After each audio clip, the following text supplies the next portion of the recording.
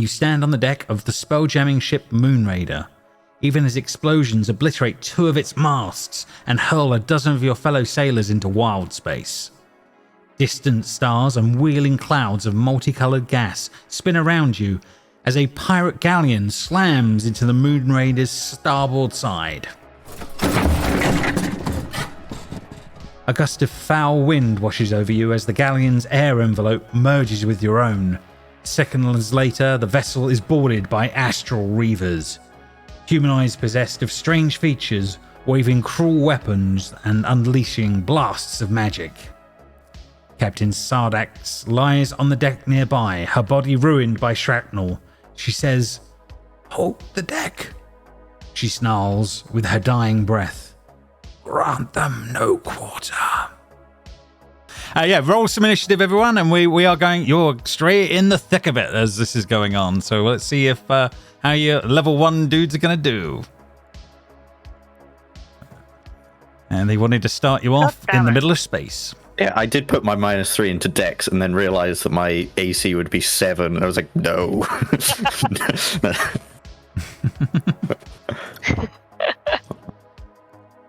Alrighty. Let's see where it's all going to be. Hey, you guys rolled way better than they did. That's probably a damn good thing on that one, apart from Peggy on that one. Okay, well, here we go. We're going to begin the combat then. So at the beginning of all this, Rufus, as the ship is tearing itself apart, these reavers are coming and attacking the ship. What do we see with Rufus in this moment as he's preparing himself for battle? So Rufus, always calm and collected. Stands to attention with an ostentatious sort of flurry of his sword and magic in his hand. He's a fairly tall bronze dragonborn, well dressed, wellish spoken. We'll see what comes out of my mouth.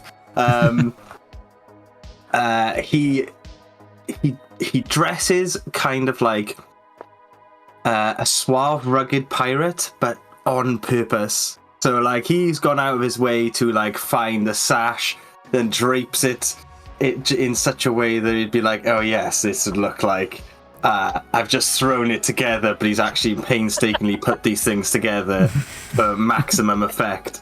All his clothes are, like, bought off of, like, Spelljammer eBay off real life pirates. And yeah, this is basically him. Fair enough. And he's in the thick of it. The captain has just literally died at your side. You have a splitting headache in the moment, and these other enemies from these other ship are literally starting to pour onto the side of the ship right now as this is all going on. Oh, that's right. I got confused. I couldn't find where my the forge was. Oh wow! It's because it was on Chrome, and I was looking all in Firefox. It was just confusing. Anyway, oh no, Captain! Don't worry, everyone. I shall get us out of this. And pulling out, what shall he use? He pulls out his bongos.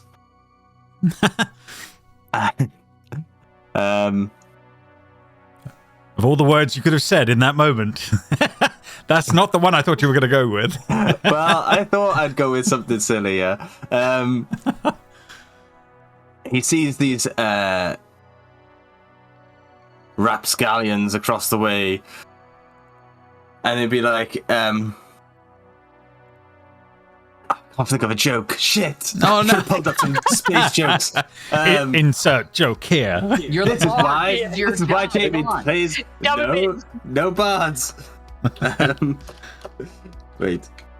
It was really funny in the moment, as you. It was, but why did Mickey Mouse go to outer space? To find Pluto, and he does like a bongo, boom, boom, and it's so terrible it makes these people fall down laughing. Who's Mickey Mouse? We in Spelljammer, there's obviously a Disney in Spelljammer. Come on. So which one of these poor buggers is getting the Tashius Hideous The way Laugher? I read Tasha's Hideous Laughter is it just happens. And then they make a wisdom save on their turn. A creature of your choice. So you have to pick which one you're gonna pick. Oh, the front guy by here. Front guy. No problem on that one. I'll become. No, it is. Yeah, it does. Succeed in a wisdom saving throw. Yeah, there we go. Right, okay. So saves, wisdom. Let's see how he's going to do. He's going to roll an 18, unfortunately. And he'll turn to... Who's... Oh, no, that's you. Arthur? Mm-hmm. Do we have an Arthur here?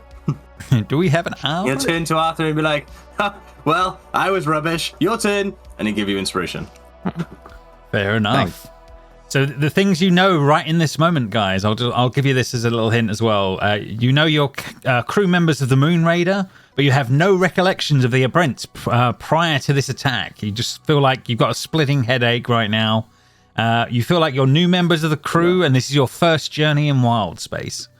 And you've just seen your captain die, leaving a last breath, asking you to do things, and so you know this is your ship.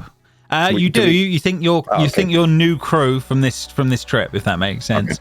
But you've got your head's spinning in the moment here as this is going on. But yes, after Rufus's turn, then it will be onwards to the Reaver first. Before that one, so this guy is going to come a running. He has to double move to get to Osborne, but he will be ready for the next round.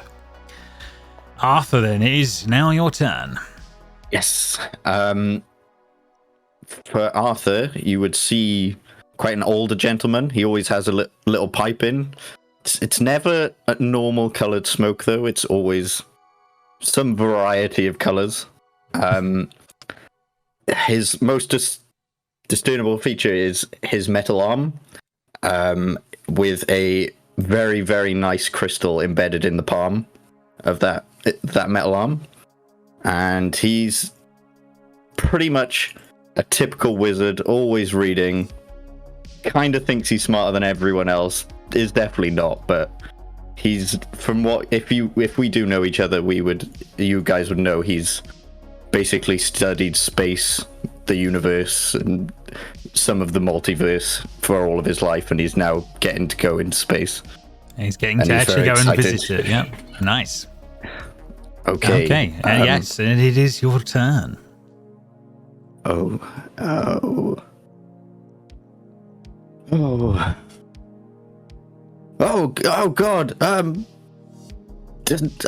Fireball, and he'll put out his hand, and out of the crystal will form a fireball, and it'll shoot towards that one and miss. Bouncing off the side. Yeah, fair enough. Don't. This is going to be a very something that's going to happen very often. But yeah, and I'm assuming that's probably it at that point. Okay, bringing us to next in the list, Osborne Conrad. What do we see with this guy as this is all going on? That's a little bit too pretty of a picture for Osborne. His charisma isn't super high, but you see a auburn hair halfling. He has some mutton chops. Very generic kind of armor and generic weaponry. Almost looks secondhand. And he has his shield out for this person incoming, and he reaches to his waist on the other side of him where nothing's there on instinct. And then he kind of shakes it off and reaches behind him and pulls out his scimitar. And he's going to hack at this dude. Go for it.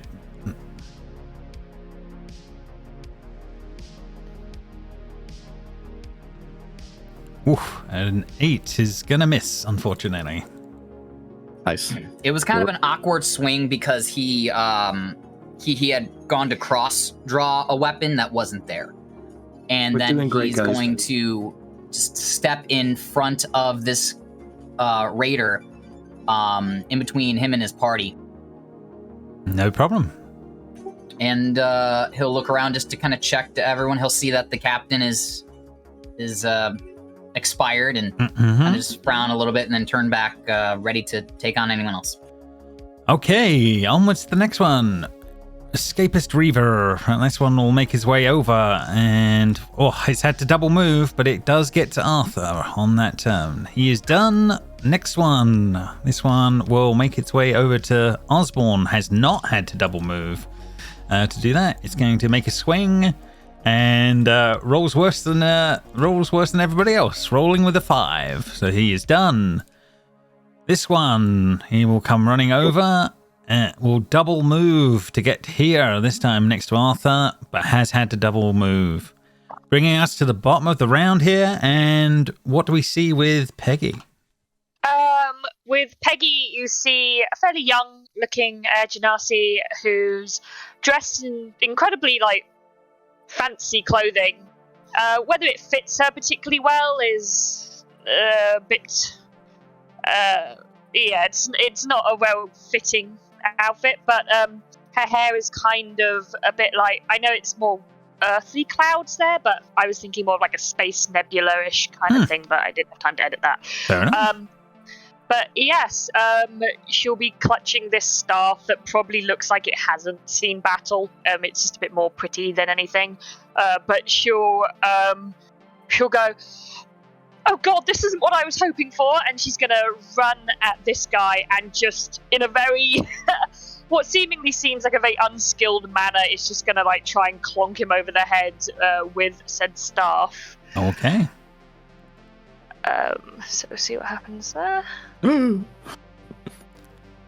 oh my god. And she crits. Okay. Right, there had to be balance somewhere. There you go. Yeah, horrendous damage to this first Reaver in the in those moments.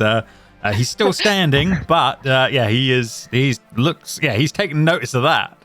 We'll definitely put that. Goes, I'm so sorry, as she made contact with this skull. But yeah, I think that's her go. Okay, fair enough. Okay, at the end of the round, before the start of the next one, does anyone want to roll the d20 for what battle event occurs during the thing? Are you a monk? Are you Yes. a monk? You get a bonus action attack. Oh, I forgot about that. Yes, I'm used to not having bonus actions that I can do. Yeah, definitely do it. Yeah, I'll then give him a swift kick to the the back of the knee. So she'll hit him on top of the head, then kick him in the back of the knee. Damn. Okay, with another 6. She kills the first of the Reavers with enough damage. Damn. Oh god, I didn't mean to do that. I looked down at this body. Awesome. There we go. Okay, yeah. So now we are at the well done. We are at the top of the round, and who wants to roll the d20 for the battle event now and see what's going to go on here? Oh, someone's made the choice. On that one. So a 10, a new Astral Reaver Bandit joins the fray. Okay. So for coming in for the next one, this guy appears on the horizon. Okie dokie. Oh god. And let's roll him into initiative. It's like Space Taskmaster. Right, we have added him into the mix. That is all good. Rufus, it is round to your turn, sir. Just trying to read this. What's this?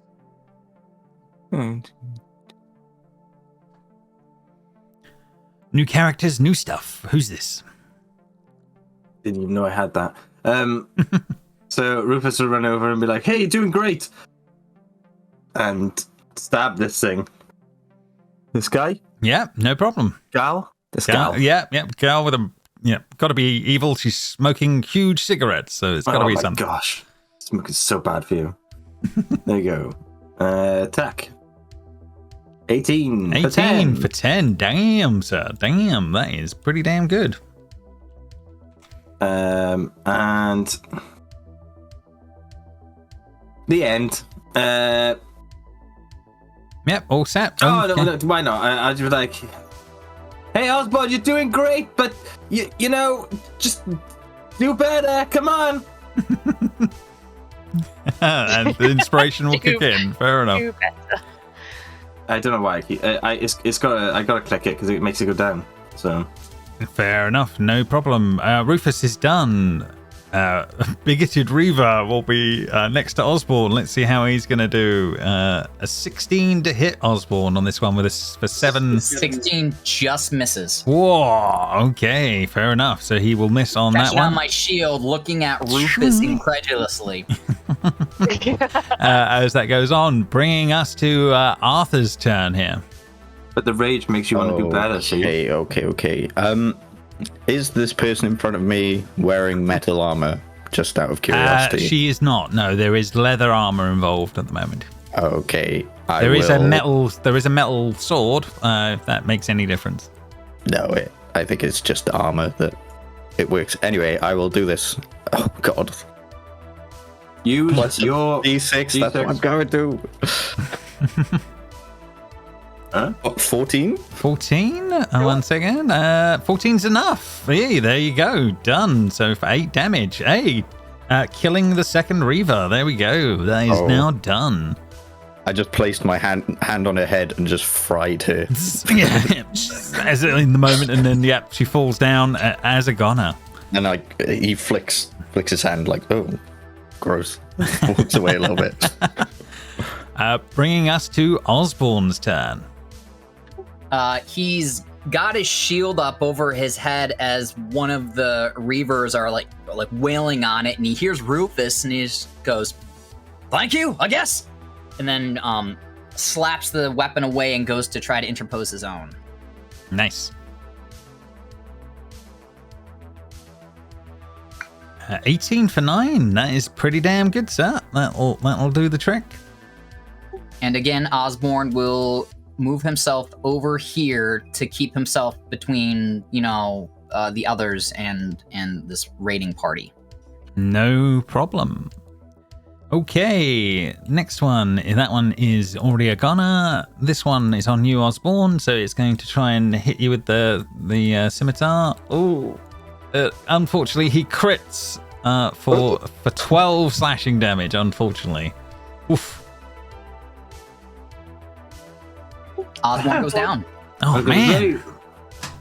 Damn. Okay, crits at level 1. Yeah, that is a nasty. Chirpy Reaver is dead. Peggy, around to you. She'll go, oh, God, I'm so sorry. And she'll, step over Osborne's body. Oh, man. And I'm like, well, she can't do anything She can't do anything on that one, fair enough. Yeah. It's not a thing. She'll smack this guy and be like, leave him alone! And just, there you go. First smack in there. Jesus, Jess. And then... Damn. Hang on. So on the first hit, I just need to double check. Oh, yeah, I think you kill him with he had 3 hit points left after all the damage, so he will be dead. So and yeah, you can go for the second one. Yeah. Yeah. So the second one is the unarmed strike, 23 for 7. That will definitely hit as well. So that is good. Damn. So yeah, that's all good, Peggy. That is done. Nice. Bottom of the turn order, the new Reaver will be able to make his way over. He can get to Peggy on this side, and he's going to try and attack. And 19? I'm assuming 19's got a hit for 6. Yeah, it does. Okay, he hits on that one. We're back at the top of the turn order. Who wants to roll the battle event D20 this time? Me. Go for it. 9. Number 9. Okay. Oh, okay. So yeah, we add in more bandits from that roll. Okay. Good. One of those and one of those, and we'll roll those into initiative as well. See how they're gonna go. 2 more. Yeah. Adding up on that front. Right, but it is Rufus's turn at the top of the turn order as this is going on. Okay, Rufus is going to run down here. No, he's going to go by here. And he's going to be like, guy, come on, get up. And he's just going to cast Healing Word on you. Nice. So 8 hit points for Osborne. Yeah, at level 1, isn't it? Right. Yeah, feels good at level 1. Yeah, absolutely. And then Yeah, come on. And then I'm gonna stab this guy in the eye. Oh, oh, nasty. And with See, only he only six, got one eye, you see. yeah, and he only has six hit points to his name, so you do stab him in the eye. Ooh, Okay, horrible. with the remainder of my movement, I shall back off. Fair enough. Alrighty, moving away as the. I'm moving away. I'm just like, Oh, you no. got this. It's all good. It's all Clean good. bandit. That's hilarious. Clean bandit. Clean bandit is going to come running over. It's seen you bring the healer bringing this guy back up, so it's going to try and get Rufus here. Let's see how he's going to do. An 18, but only for 2 by the looks of it. So That's cool. I can take the 2. and Arthur, round to you.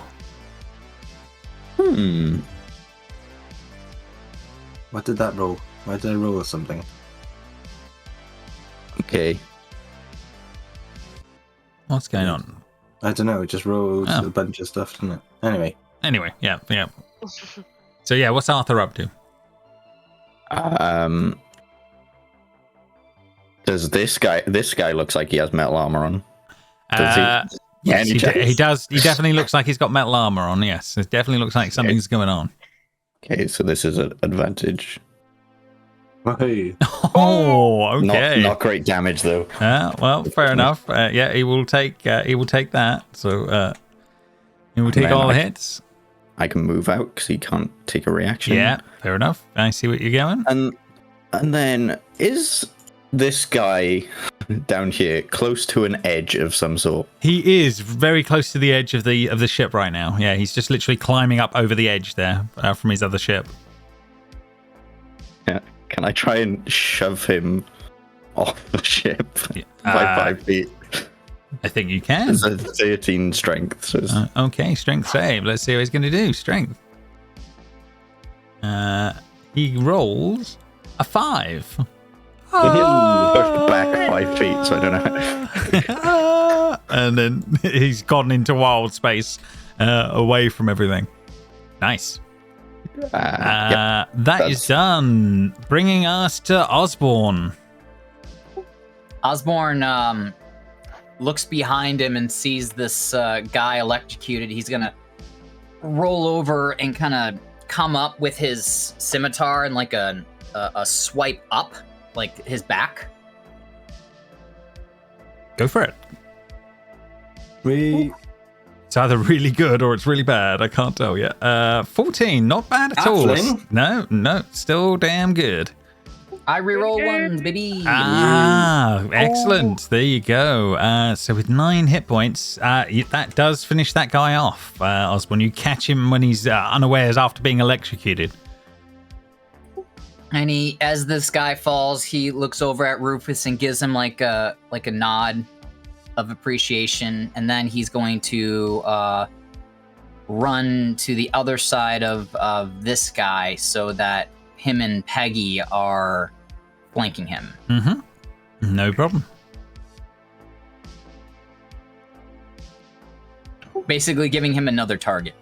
No worries. Okay, moving down the list. Irresponsible bandit is now falling off into wild space as this is going on. Peggy, round to your turn. Kidoki, I'm gonna do my best to just smack him up real good. Get the quarterstaff out, whack him. Hopefully that did 15. 16 will hit. 10, damn. Nice. Off the bat. And then I'm going to then do a conk on top of the head. Like she'll jump up and do like a donk on top of the head. 24 Monks, for monks. 24 for 7, killing yet another one as this is going on. Excellent. Okay. So yeah, we're at the bottom of the turn order. This might be it, but I need you, someone, to roll me on the battle events table one more time here and see what we're dealing with as this is going on. I'll do it. Go for it. 7. 7 on the list here. An explosion rocks the ship. Each creature on the deck must succeed a dexterity saving throw or fall prone in the moment. Fun. At least that isn't -3. Oh no, I got a 1 anyway. you so did you Peggy. spoke out the turn. Oh man. So yeah. Oh, I'm prone. It was just as she landed after like jumping up to thwack him, so she got thrown off. Fair enough. Fair enough. What was the DC? DC was is DC 10. So Hey! not too dramatic on that one. Bringing us to the point where you hear a voice say, all right, open it up. And you suddenly start to see all around you, the space starts to change and glyphs start to appear as the space changes into another form completely as this is all going on. The bodies around you will start to disappear. The headache that you had going on will also drop away in the moment. And then another person, a door at the far end will start to open up, and another figure is shown at the other end. Bear with me. Let me bring through on this one. So yes, this character will appear at the door, and this is. Seems like a very scarred Hadosi. Her wing flaps torn away long ago, but she is a very capable, sailor-looking type is the best way of describing it. And it comes to you in the moment that you do know the name of this person as Bosun Tato. So yes, as this is going on, and she sort of walks in and goes, well done, all of you. How was that for your first experience of the simulation? As she sort of starts walking up like nonchalantly, and this is going on. Gets up and is like, Yeah. What? How hard did I just hit my head? I swear we were just on a ship. The hell happened? Well, son, I didn't know you were coming on this ship. No, you've just experienced your first version of the simulation in here. You're at the academy, you're not on board the ship. It can be a bit confusing the first time. I do understand that. But how are you feeling? Apart from the headache, you should be okay. You seem to handle yourselves pretty well for your first outing. Do I still have my wound on me? Like, was that real? Now, as you look down, you're there's nothing. On that front. Nice. You're healed. You're none of that going on. The headache's still there, but passing quite quickly in the moment right now. And any spell slots you've used, things like that, they're all part of the simulation. They're not. They're not actually gone on that one. Just for expedience sake. So what happens if we would have died? You wouldn't have died. You would have gone unconscious, and in the simulation, you may have thought you had died, but you would be here. You were in no real danger, apart from maybe a splitting headache, maybe. I know I was in no real danger, of course. Well, I'm not sure about that, but you did quite well for your first outing. We've seen some that have definitely dropped more than others, but overall, I wouldn't say that was your worst. The worst outing I've seen from cadets on their first day. That was definitely better on that one. At this point, everyone, you remember that you arrived this morning on board the Belligerents, a chartered galley out of Waterdeep, which picked you up as passengers. You've been to the Moonshay Isles, Baldur's Gate, Candlekeep, Port Nanzaro before making your way here to seek your fortune and glory at Spelljammer Academey, a secret enclave of spellcasters and swords for hire on the mysterious Isle of Nimbrel. Graduates of this academy become members of the Spelljammer Fleet, a magical navy that protects Toril and explores the worlds beyond. The academy is carved out of a 2,000-foot high column of rock that you arrived at this morning, with the cliffs of the island just breaking up as the bottom, and ships literally dock within the bottom. There are multiple levels to the place, magical lifts and different bits around. It's a hell of a sight on that one, and you knew you would be tested, and now it's time to settle in. But you have passed your first test for now. The boatswain will allow you to leave the simulation. You need to be able to pick up all of your gear, and once you've got yourselves under what got yourself worked out over the next few hours. Make sure that you fill in all of your recruitment things, and then come back here later on is going to be the case of it. But yeah, see yourselves out. Well done for passing that. And it seems like she was ready to give you more of a ribbing, but you did so well. Yeah, quietly impressed as with what's going on. As you guys, So we were tested before we even enrolled. As in you're here, this is your first test, but you haven't actually even had your first bit of cadet training or even new uniforms or nothing yet. Yeah, it makes perfect sense. Yes, of course. It's the first things that's going on. She goes, so yeah, before you leave, I'll give you your orientation tasks, so you're ready to make your way, and then she will show you your orientation. Here you go. Ooh, Welcome back. eyeball loop. Yeah, so all cadets collect their welcome paps from administration. All cadets to report to quarters for bunk assignment. Report to the sky dock for spell jamming inspection. Corp cadets, which is not you, will be collecting service weaponry. Spelljammer cadets, that is you, will report to the Spelljammer Nexus for basic training. And then after that, also, all cadets will have to go to the Gymnasium Assault course. So this is this is your set of tasks from the from Bosun before you leave, making your way back out into the academy. So we're doing all this except for the core cadets. All of it apart from the core cadets, yes, as you guys will be at Spelljammer Academy. So yes, you guys were in one of the sections here. Bear with me. You were at the simulation deck, so you were up here on one of the chambers up here on that front bit. Yeah, you are free. You are already seeing as you go through the corridors of this place. There are vast numbers of people in different coloured uniforms as you're going around.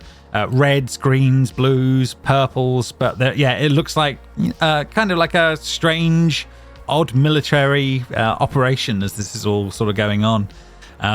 But yeah, you make your way out of the simulation deck, kind of left to your own devices right now as this is all going on. The only other thing that does happen is that you do see some signs around on different areas outside of the simulation deck, and you'll get another handout. Bear with me, which will be. Do you think the uniforms are mandatory? I'm assuming so. You get the sense, maybe, may well be.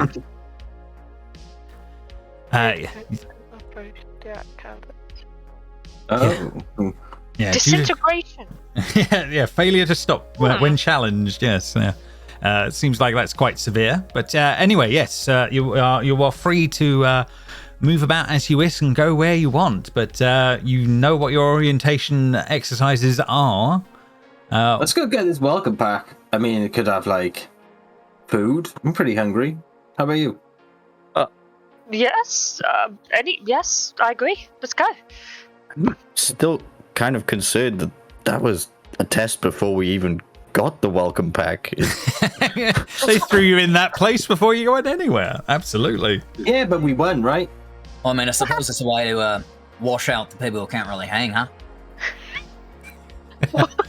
This is the first time I've heard you speak. Not the first time you heard me speak. We've actually ridden on a boat here for a very long time. You must. Actually, we didn't. That was part of the test, right? So. No, what part of that was it? No, the riding the boat bit was real, and then the boat going. The space, the space boat is not quite surreal. Yes, that's absolutely you're looking true. up what's real and what's not here. Fair enough, but yeah, you guys are confused. Well, you have got a splitting headache from what was just going on in that simulation, so it's not. Maybe they got space jammer paracetamol. Let's go. Do you know that? Or Tylenol, Conrad? Yes, we have Tylenol in America. Yeah, so I mean, I could do with something aspirin, anything. Okay, what floor are you going to? Where are you heading? I can't remember where it said. How do we get back to the thing? The handout. Okay, yeah, no, that's okay. Administration? Here we go. We can show it all to you all again. Make that easier. Just ask and I can bring it back up. It's not a problem. So let's go to We'll just have to- administration. I guess we just do these in order, right? Yeah, let's head to administration. Okay. I hope there's signs. There's definitely lots of Star Trekky type signs around. For things like that. Absolutely. So yes, you make your way. You're making your way down as this is going on, down to the administration level. Bear with me. I will drag you all. Making my way. Get you all down to the administration level. Okay. The administration level occupies a level just above the sea dock. It seems to have some sort of a visitors lounge, a bar, guest rooms, and an academy reception. It seems like at the moment there is a thri-crane behind the desk, at the reception desk here. This person, and they seem to be at the moment literally on the phone as you guys, or on some sort of sending stone. Sorry, as you're approaching, as this is all going on. And she's like, right up to him. And I lean in. Hello. Oh, carry on, please. We've only got orders to come here, but please be my guest. Carry on. Oh, okay. I'm sorry. I think I have to go. I'll call you later. Okay. Yeah. And then she puts the sending stone down, and then she says, "Hi. How can I help?" I'm sorry. I didn't mean to interrupt or anything. Oh, no. I hope it wasn't important. Minor thing. Apologies. How can I help? Oh, you're most forgiven. We're here to collect our welcome packs. We're brand new cadets. And that's it. You're ones that came in on the boat this morning. Fair enough. Okay. Bear with me. Aced our test. I'll have you know. Fair enough. Oh well, that's impressive. Most come away with a splitting headache and end up on the floor. Well done. I saw her leaning close. I'm like, we're not like most, though, are we? Osborne looks slightly embarrassed. Fair on that one. So she says, yes, so right, here we go. Okay, so she starts pulling out some bits for you all.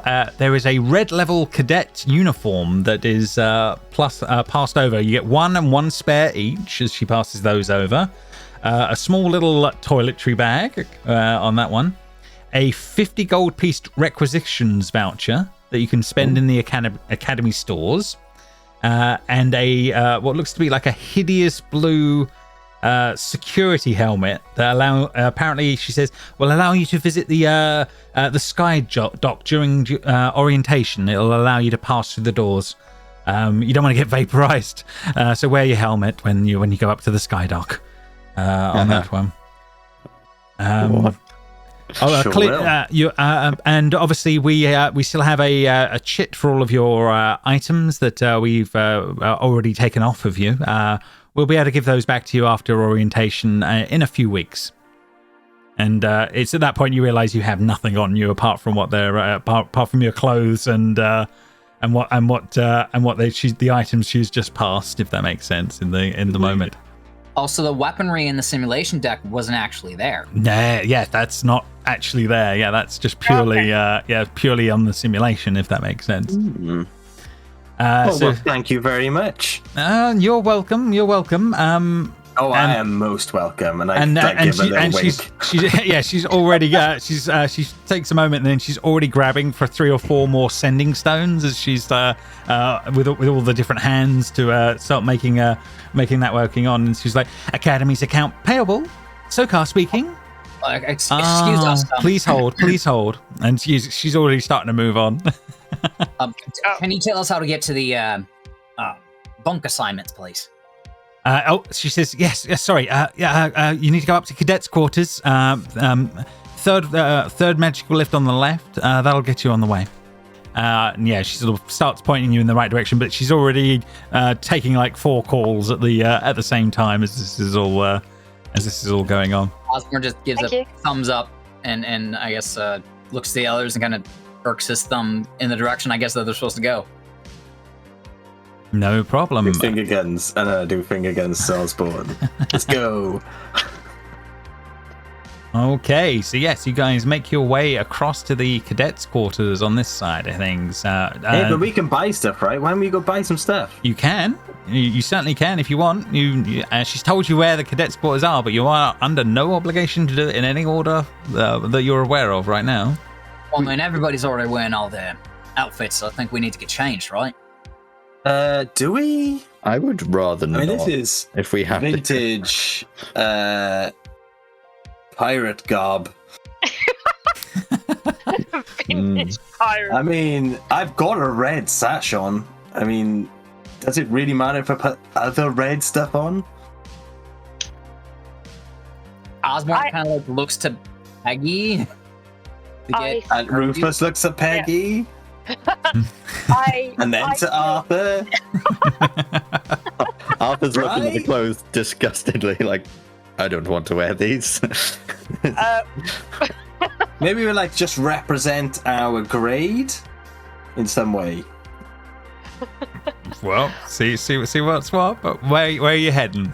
Where do you think? Are you going to the quarters, or are you going to the stores? What's going on with you guys? I think we should go to the quarters. I really do think we should just follow the rules. I really don't want to be disintegrated. For Oh any yes, reason. that was a rule. I forgot about that. I'm concerned that any slight step up and we may lose our lives.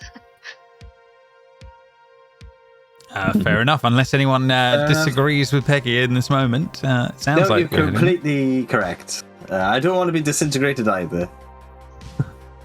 Okay, so you guys do make your way over to the cadets' quarters then on that front. Yeah, there seems to be a few different dormitories come up, but yeah, you're basically sort of moved by like a large sort of GIF walks by and seems to be in a much in sort of a purple uniform and sort of moves and points in the right you guys in the right direction for the dorm that you should be assigned to. Let's bring you through to that.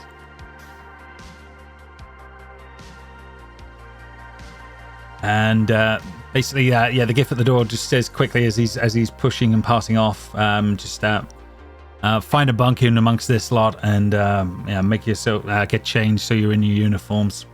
And is already walking off. Oh, okay. I much prefer his uniform. Can we trade?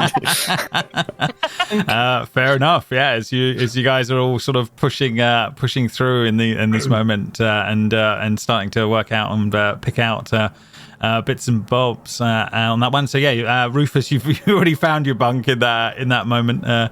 As Arthur, as you make your way over for this one, you are approached by this person as this is all going on, and as you're making your way over to that bunk, she goes, "Change your plan, Greenie. This bunk's mine now. Go tell the duty officer it wasn't to your liking. We'll get ourselves swapped over, and we'll tell him that you traded bunks with Vina, huh?"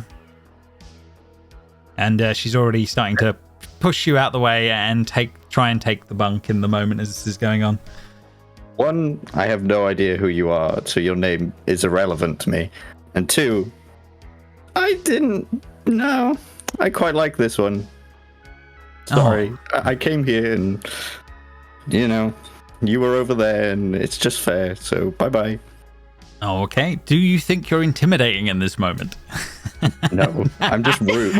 I'm more rude. Like, Arthur's charisma is not very high. He's just on that one. And yeah, she goes, I think you will know that name. I think you should reconsider. And she's all like, and you notice that a few of the others start jumping off of their bunks and sort of moving around to sort of make way around you as this is going on. Peggy will run and be like, whoa. Oh, no, I was trying it in. Like, I can see the hierarchy here. Right. I always thought the rules were first come, first served. I'm sorry. I don't really want a fight. We've only just got here. No, of course, I understand. No, it's just your friend here just doesn't realise, there's a pecking order. You should go and pick one of the other bunks over on the other side. It's not so... this is one of the nicer ones. To be fair, Peggy, I did see that beautiful young lady get in that bunk first. And she's like, oh, thank you, sir. I mean, Arthur, you did walk over to it, but did you get in it? Arthur's hand is just still on the bed, like, I mean, technically. But whatever, and he'll get up and walk away and just be like, well, this is going to be fun. Fun couple of months. Fair enough on that one. It says, Thank nice meeting you, Arthur. Enjoy. And she sort of like starts to lounge on the bunk as that's going on. And she says, pointing at Rufus, like, and you are, sir? Thank you for coming to my aid there in the moment. No problem. My name is Rufus Julius Fleming. At your service. I couldn't see a damsel in distress as yourself taking the lip from Arthur over there. I know he can be a bit sour and he doesn't really care about you. Doesn't matter. Well, I just didn't want any bad blood. We've obviously just got here. You guys were already here. Just seemed fair. No, fair enough. Well, it seems like as long as your friends over there, or if they are your friends, learn their place in amongst all of this, at least I'm sure we'll be able to get along just fine in the long run. Yeah, we'll all we have each other's backs. It's fine. That includes you. Fair enough. I need you to you to make me a just a standard charisma, please. Let's see. Charisma check. Charisma. A standard charisma check is what I need. Thank you. Okay. A straight charisma. Yay! Damn. Okay. Fair enough. On that one, she is fair enough, and she starts getting her sort of waving his crew off and getting them to go and sort themselves out in the bunks. On that front, and says, "Well, yeah, it's a pleasure to meet you, Rufus. I'm definitely looking forward to seeing if there are any." And I do stupidly ostentatious bow. And she says, "Yeah, I'll be looking out to see how you're getting on here over the next few days. That's yes, nice to meet you." And nice she sort of smiles politely as this is all going on. You do see that everybody starts, those that are not in their uniforms yet are actually doing pretty much what you guys have had to do, is getting yourselves set up. They are all getting into the red uniforms and putting the little blue helmets on, and they're starting to look a bit dorky on that front. Vina and her crew are not putting the blue hats on, but they are putting the uniforms on. So it's like, there's this who's the more cool out of these cadets right now. Osborne just check in with Arthur. You okay? I haven't been bullied since I was in grade school, so it's a bit of a twist here.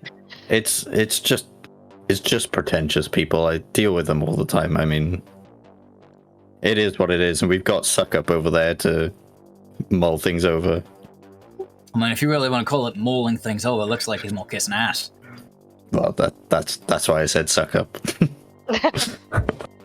I thought it was a little bit nicer because he technically saved your life, but also, no, I'm still. And probably saved yours as well, Arthur. I could hear you. Osborne looks down. He's like, "Listen, I'm not really a melee person, but among this group, it seems like we needed someone with a sword and a shield, so I stepped up. But I'm more used to shooting than I am to swinging a sword. But whatever the case, I'll be there for you if you need it. Okay? I mean, I'm a few bunks down over there." Brutal Peggy by here is a bit of a. Don't know what you just did in that. I didn't know what I was doing. Honestly, I actually don't. I think it was a fluke. You did really well, Osborne. You were really good with the sword. You shouldn't be so hard on yourself. All right, I'm just gonna get in my uniform. That's ugly as sin, but I'll keep an eye out on your back. See what's going on with them. Okay, so yes, you guys start getting yourselves ready and sorted out for that. But you are free to get yourselves ready. You have all your kits. You still have a requisition voucher. You still have orientation tasks. But let me... Rufus, by the way, for his outfit, is wearing his uniform that he has to wear, apparently.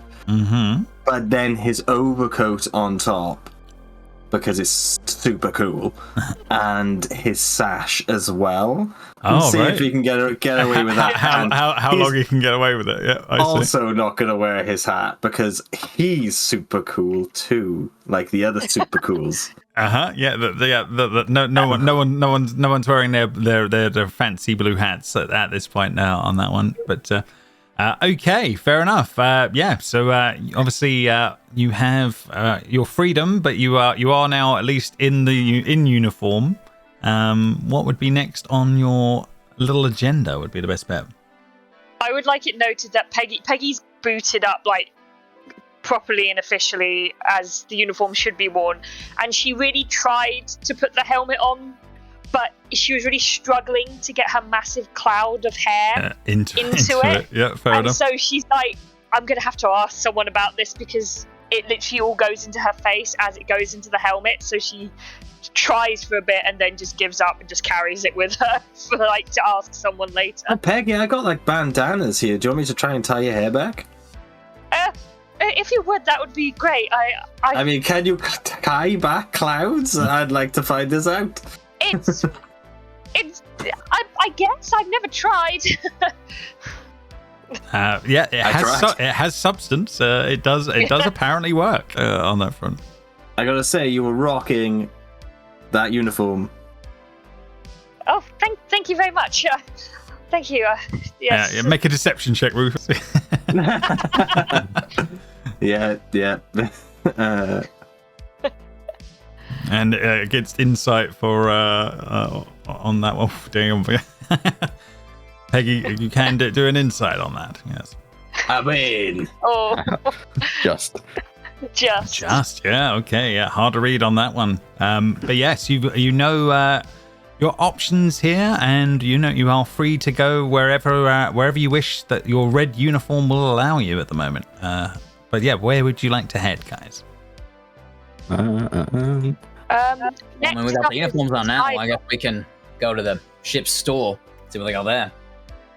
You definitely can. You know you have access if you wish. Can I pause a minute and just talk to Jonathan from Campaign 1? Did you ever use a shield whilst you were being a bardy bard? No, I don't. Are they? I don't think they have shield. They don't come with them, but I don't know if you could just. I don't know the logistics of using a shield and musical instrument. That's all. I think you could probably, unless you have some sort of spell-like components that's needed. Like if you have a somatic, maybe it'd be harder to use it with a shield because then you have to take a specific feat to do that, which I think is like Warcaster or something like that. Okay. I just wanted to quickly check because it wasn't an option to start with, so I thought I don't know. Yeah, if you have Oh, you were a bard not so long ago as well. Sorry, Jess. No, I was not. But no, Aggie wasn't a bard. Yeah, no. I mean, Aggie wasn't able to use a shield. I don't think at any point. Strange in that campaign we were playing, everybody got to use a shield, didn't they? Everybody apart from that bard. Yeah. So anyway, okay. No worries. I just didn't want to research it and pause game. Okay, back to it. End of bard talk. Yeah, end of bard talk. So yeah, where would you guys like to head? Yeah, you've got tasks or stores. Is it stores that you're heading by the sounds? Yeah, should we go see what's available to buy? I mean, I can't imagine there's very much here, do you? So you guys make your way down to stores level on that front. On that one, bear with me. Let's get to the stores section. I'm also similar to Rufus, where I'm wearing the uniform, but I've got that leathery poncho sort of looking thing on top of it, because that's just how Arthur likes it, and it's got all of Arthur's bits and bobs in that poncho, so he doesn't want to leave it. Fair enough. Especially with the lady up there. I see what you're saying. No problem on that one. So the Academy's storerooms contain basic equipment, rations, and an extensive armory. Most of the Academy personnel are not allowed past the storefront, and the reason that they're not allowed past the storefront, and that what will be stopping you guys, is this guy. As this is going on that one, an auto gnome is actually at the front desk of the Quartermaster's Academy, and he basically says, "Cadets, how can I help?" going through all the new races. I love it. Well, we were It's got to be done. directed here because we have these chits. Like I said, worth 50 gold, so we want to be able to... Requisitions, I see. Well, we can certainly help you with that. What would you care to be buying? Here is the list. And he literally will bring out a list of all the items that you can pick from. So, guys, this is where you get a chance to use your voucher on that one. You can use any of the standard adventuring gear, weapons, armor, and tools from the player's handbook. So it's the standard stuff on that front. And you can use equipment packs in the sidebar as well, apparently. So this is where you get to pick whether or not you used some of the bits that you bought previously. You can put it in the same argument that the equipment pack was, but then it'll dwindle down your voucher amount, if that makes sense, as you go. So if you're happy with your items you already picked, you can say that you use the chit to buy them in. There's no change at the end of this part of the idea. So you got to pick as you would want, if that makes sense. Values Can wise. I just get something extra then? Everything else the same, but something extra? Yeah. If you think the value is about right, I'm not going to hold you to it like dramatically, but I think it, as long as it makes sense, and then a little extra on top, that's not a problem, if that makes sense. I would so that's probably a nice easy way of dealing with it. Yeah, some caltrops as well is what I was thinking. Fair enough. Yep, that can then Mr. Blip can definitely help you on that front with the on that one. And as he wanders off to the back of the storeroom. One moment, please. As he wanders off. That was easy peasy. But yeah, anyone else that anything that they need to pick up, by all means do. Any thoughts? But I'll give you a few minutes here, because obviously it's one of those things of what items you might think you're going to need on for an orientation / cadet time here on the at Spelljammer Academy. I think I've got everything I need. No problem. Osborne is looking over... Oh, sorry, go ahead, Jet. I was going to say, so I'd have to buy a new quarterstaff because I don't actually have one. Yeah, now. correct. Yes, but it's kind of like that idea of if the starting items are going to be around about 30-ish gold pieces. You still have a little bit left if you want to add extras, if you want to keep what you had originally, if that makes sense. So it's more of you can get a little extra stuff here now if you want. There's not going to be many chances for shopping. Let's put it in those terms, if that makes sense. Can I get a belt of Cloud Giant Strength? Is that okay? It seems like they may be out of those, and Mr. Blip's little head sort of as that's going on. Okay. And Rufus, he does actually look at you and say, I suggest that you remove the jacket and the sash before you go any further into the academy. Oh, really? Why? I'm wearing the uniform underneath. It is cold. not standard part of the academy wears. Yeah, but it's just a coat. What if it rains? It's not part of the academy wears. I would suggest that you remove it. This guy doesn't understand, and I just walk off. Fair enough on that one. Yeah. So as you're wandering off on that front, and that's all going on that front. Anyone else got anything else that's going on as this is happening? Osborne looks like he's looking for something specific. Doesn't see it, and asks the automaton. So there's an armory back there, but we don't have access to it as cadets, right? Not on early cadet modes, no. But later on, if you do make your way through the academy, yes, you will have access to the stores. Are we allowed to know what's back there? Or is it kind of a, once you've earned the right, you can window shop? It's an extensive list of items from across the multiverse. We have many things to offer. If you can think of it, we probably have it here at the academy. Alright then, I guess I'll just take this stuff. And he'll basically put his same equipment up there, including some thieves' tools. And instead of leather armor, he's gonna grab studded leather armor. Fair enough. Yeah, no worries. Yeah, that's definitely doable. They have the bits to make that go. It would obviously be under the uniform, but as long as that is happening, he's pretty good with that. That's no problem on that one. Yeah, no worries. Do I have enough for studded leather as well? Depends on how much you think you spent on your original gear, I guess. Well, so basically, all I would have really bought was fine clothes because, you know, I would have bought the playing card set. What about the loot? I guess I wouldn't have had that. I would have had to buy that again. Yeah, fair enough. Yeah, that would be something that would come in. And a rapier.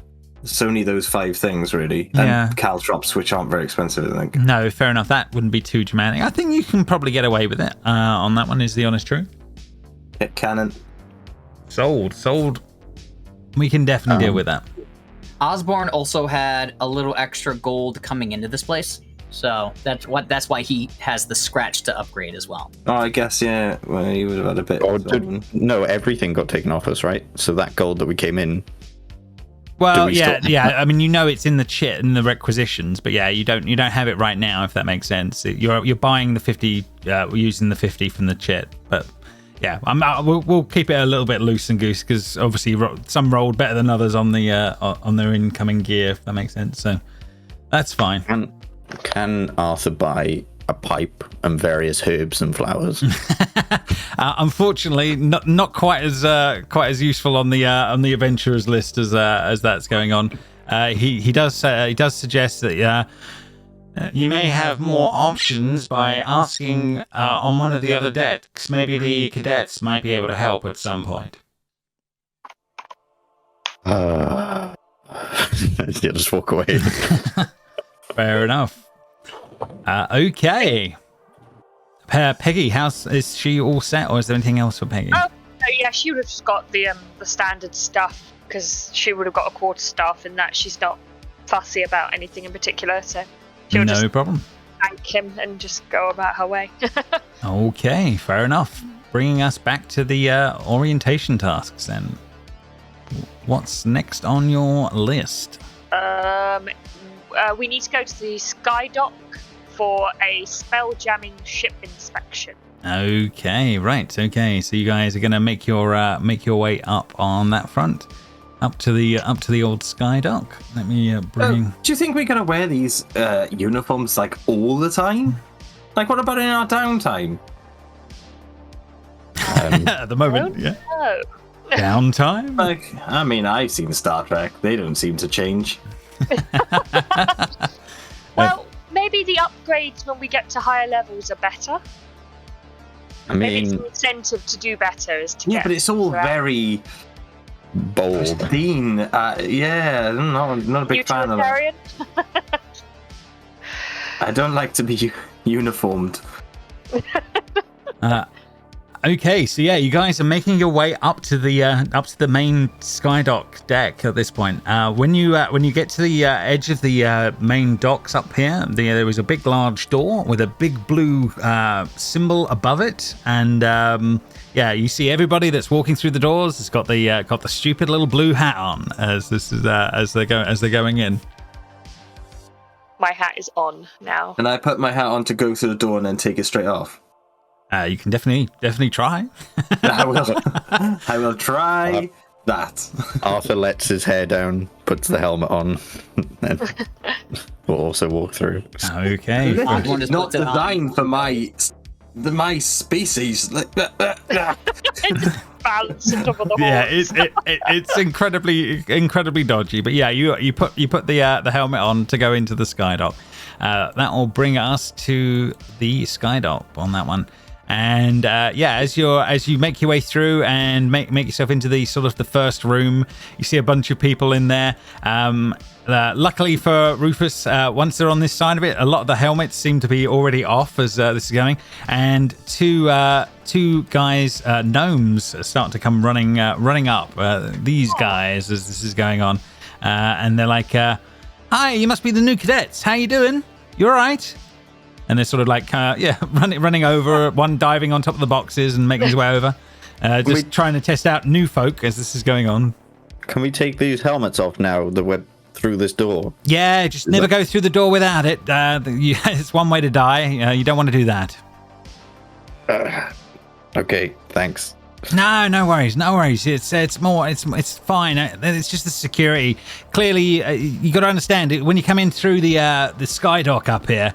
These are the folks from all over the place. They're not from around here. We've got to have some sort of security if they're trying to pass further down into the base. But yeah, just don't lose that. Whatever you do, as he sort of points at your actual helmet, because that's your only way in and out of this place. If you want to stay alive. I literally once watched a mind flayer walk through that door. Woo-wee! That was a mess. That was a real mess that night. Oh, come on now. We all know mind flayers aren't real. Mind flayers are on this ship?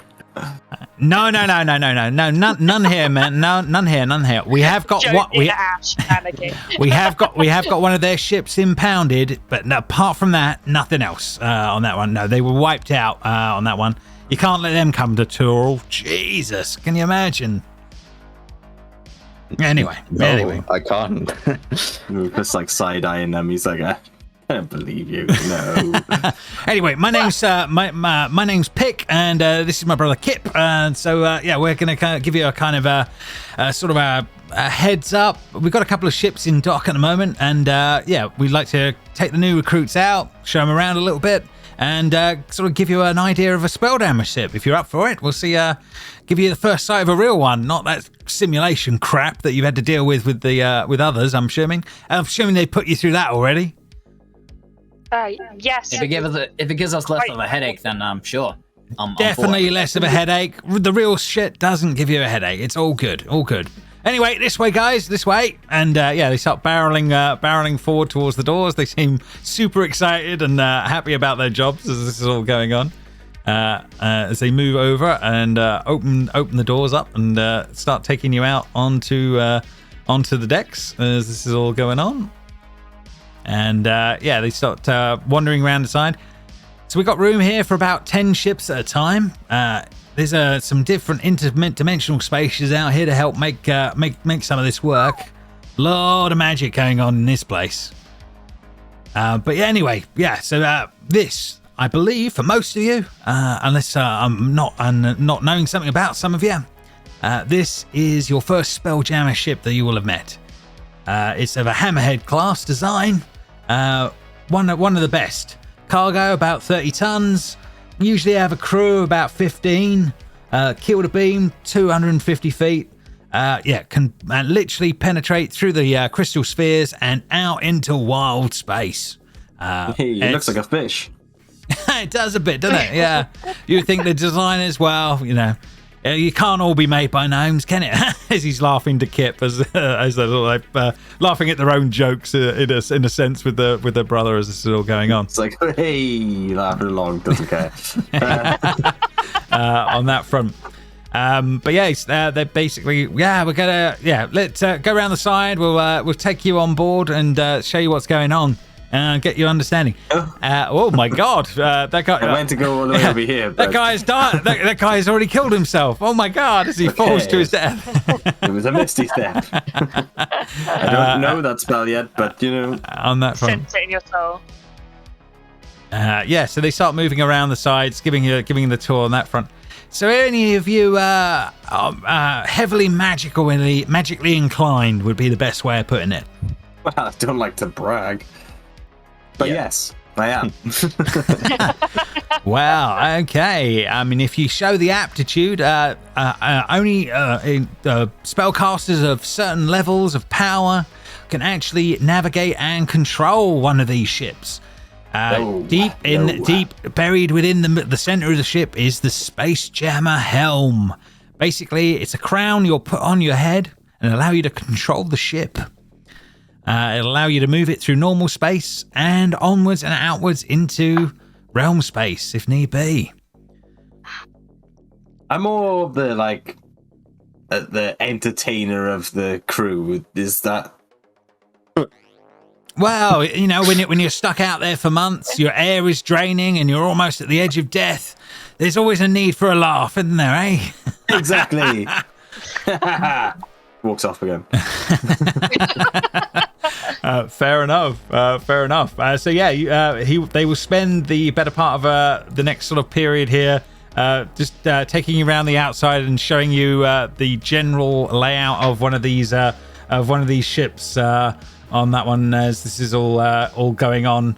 You see the ship is getting loaded with different bits and bobs, like getting ready to be taken on for its next trip to wherever it's actually hiding on this one at this point. As this is all going on, anyone that's sort of paying a lot of attention to the surrounding area, can they give me a perception check, please? Can do. Yeah, Osborne usually all is. I'm doing. Yeah. And then there you go. 23. Oh, nice. Okay, Peggy definitely will be picking up on this. Let's see who else some of the others do. Arthur, not so much. On me, so I'm gonna need to reload, I think. Okay, no worries, Conrad. I'm just looking at all around me at nothing. Yep, taking it all in. No, fair enough on that one. As this is going on, we just will let Conrad reload, and then we'll double check in a moment. But Peggy, you're definitely going to notice this is going on as this is going as everything else is going on. But we shall see.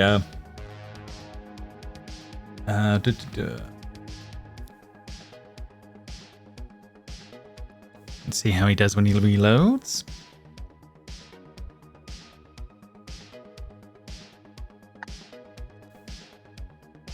Sorry, it's taking a minute. That's okay, no problem. That's okay. It happens.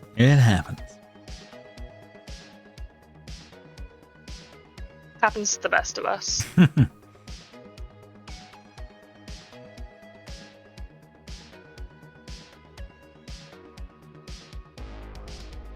Meanwhile, we have cheesy 80s.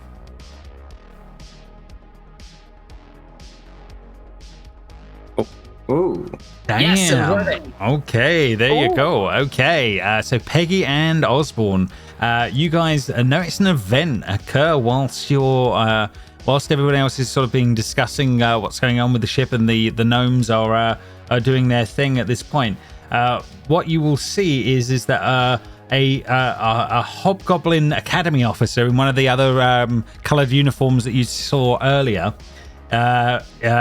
is basically he's off to one side. He seems to be supervising some unloading of the ship, and you see one of the merchants that's with him slips him some sort of a platinum. The merchant he's with, he slips him a platinum piece.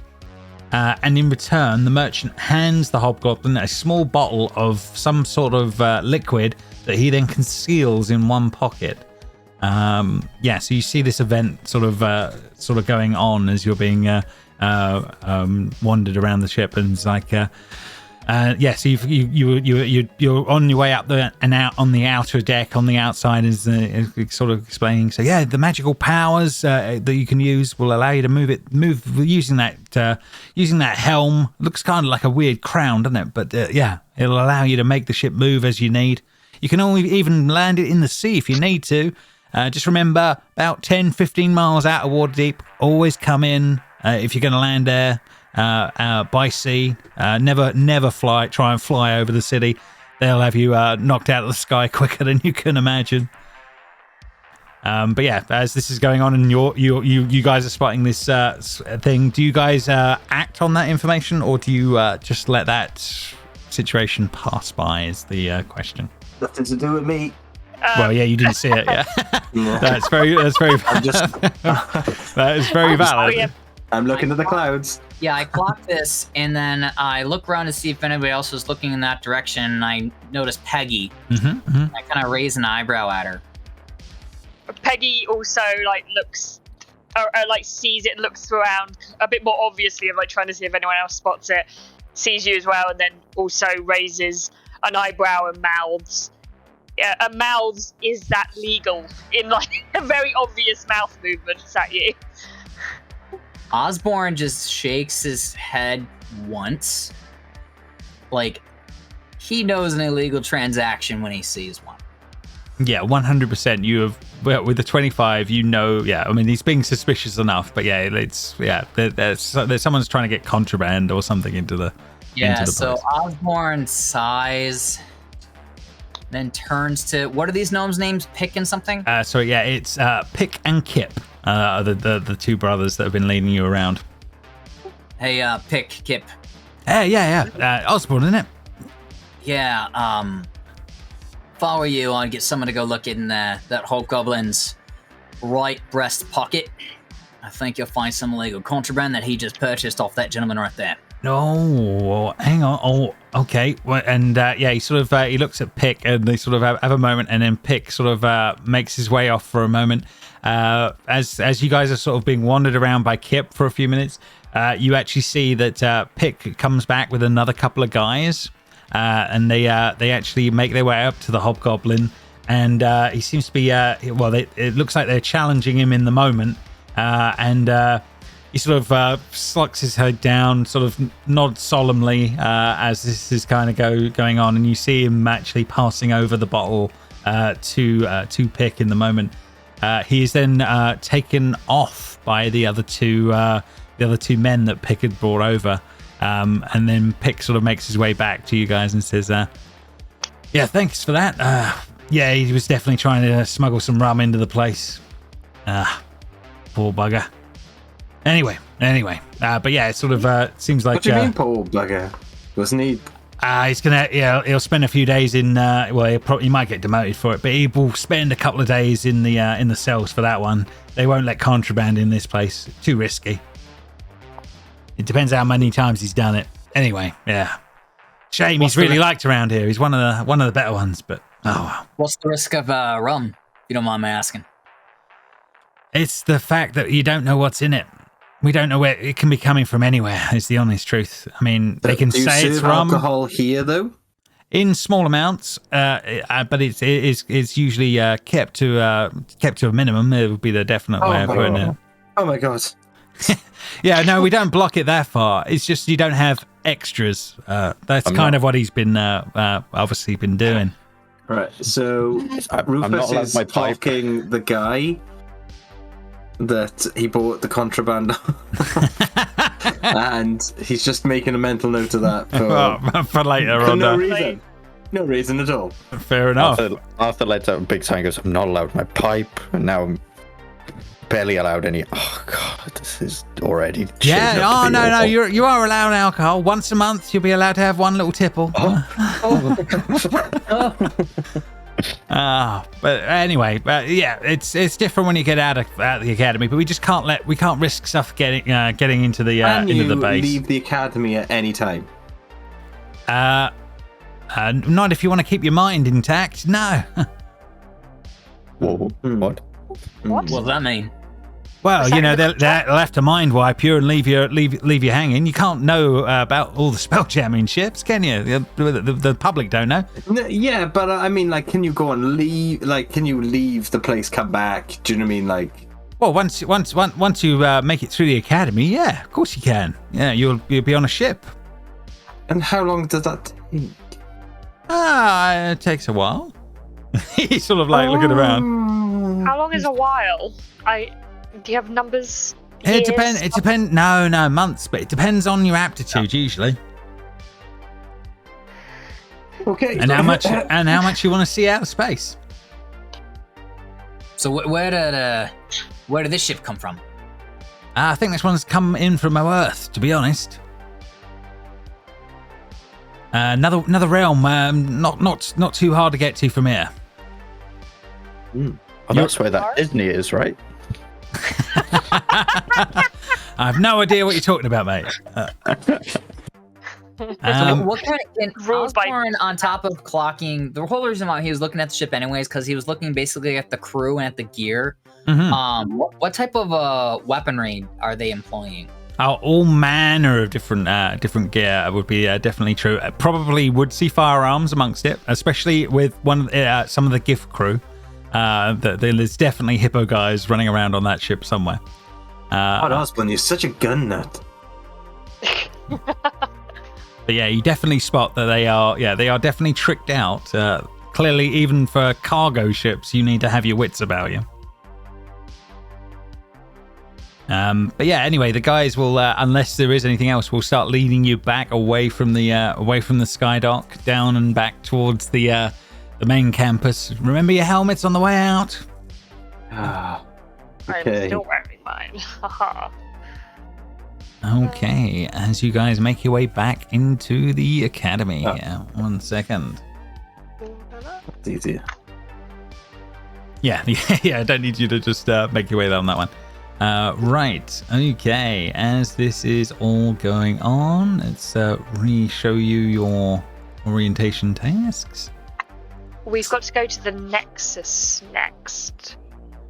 For basic Spelljammer training. Nexus. Yeah. 'Cause No. we're Yeah, that's right, Spelljammer yeah. cadets, right? Yes. What are corp cadets then? Why aren't we them? What's the difference? I don't think anyone's explained any of that to you yet. Is the honest truth on that front? It must be because we're all magical.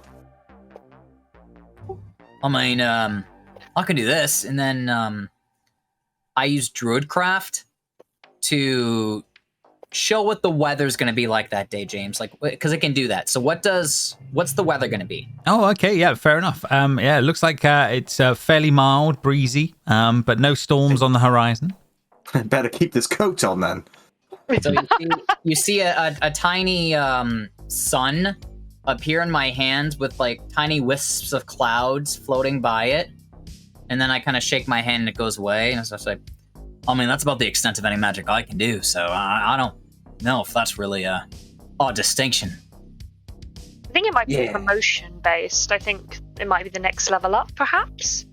You're definitely noticing already as you've been wandering around. There is definitely hierarchy of stuff going on already. Yeah, on that one. Obviously, red for cadets on that front. You've seen a lot of purple officer garb going on, but not a lot of other colours as this is all going on so far. But yeah, it definitely seems like there's a lot of hierarchy stuff going on this one.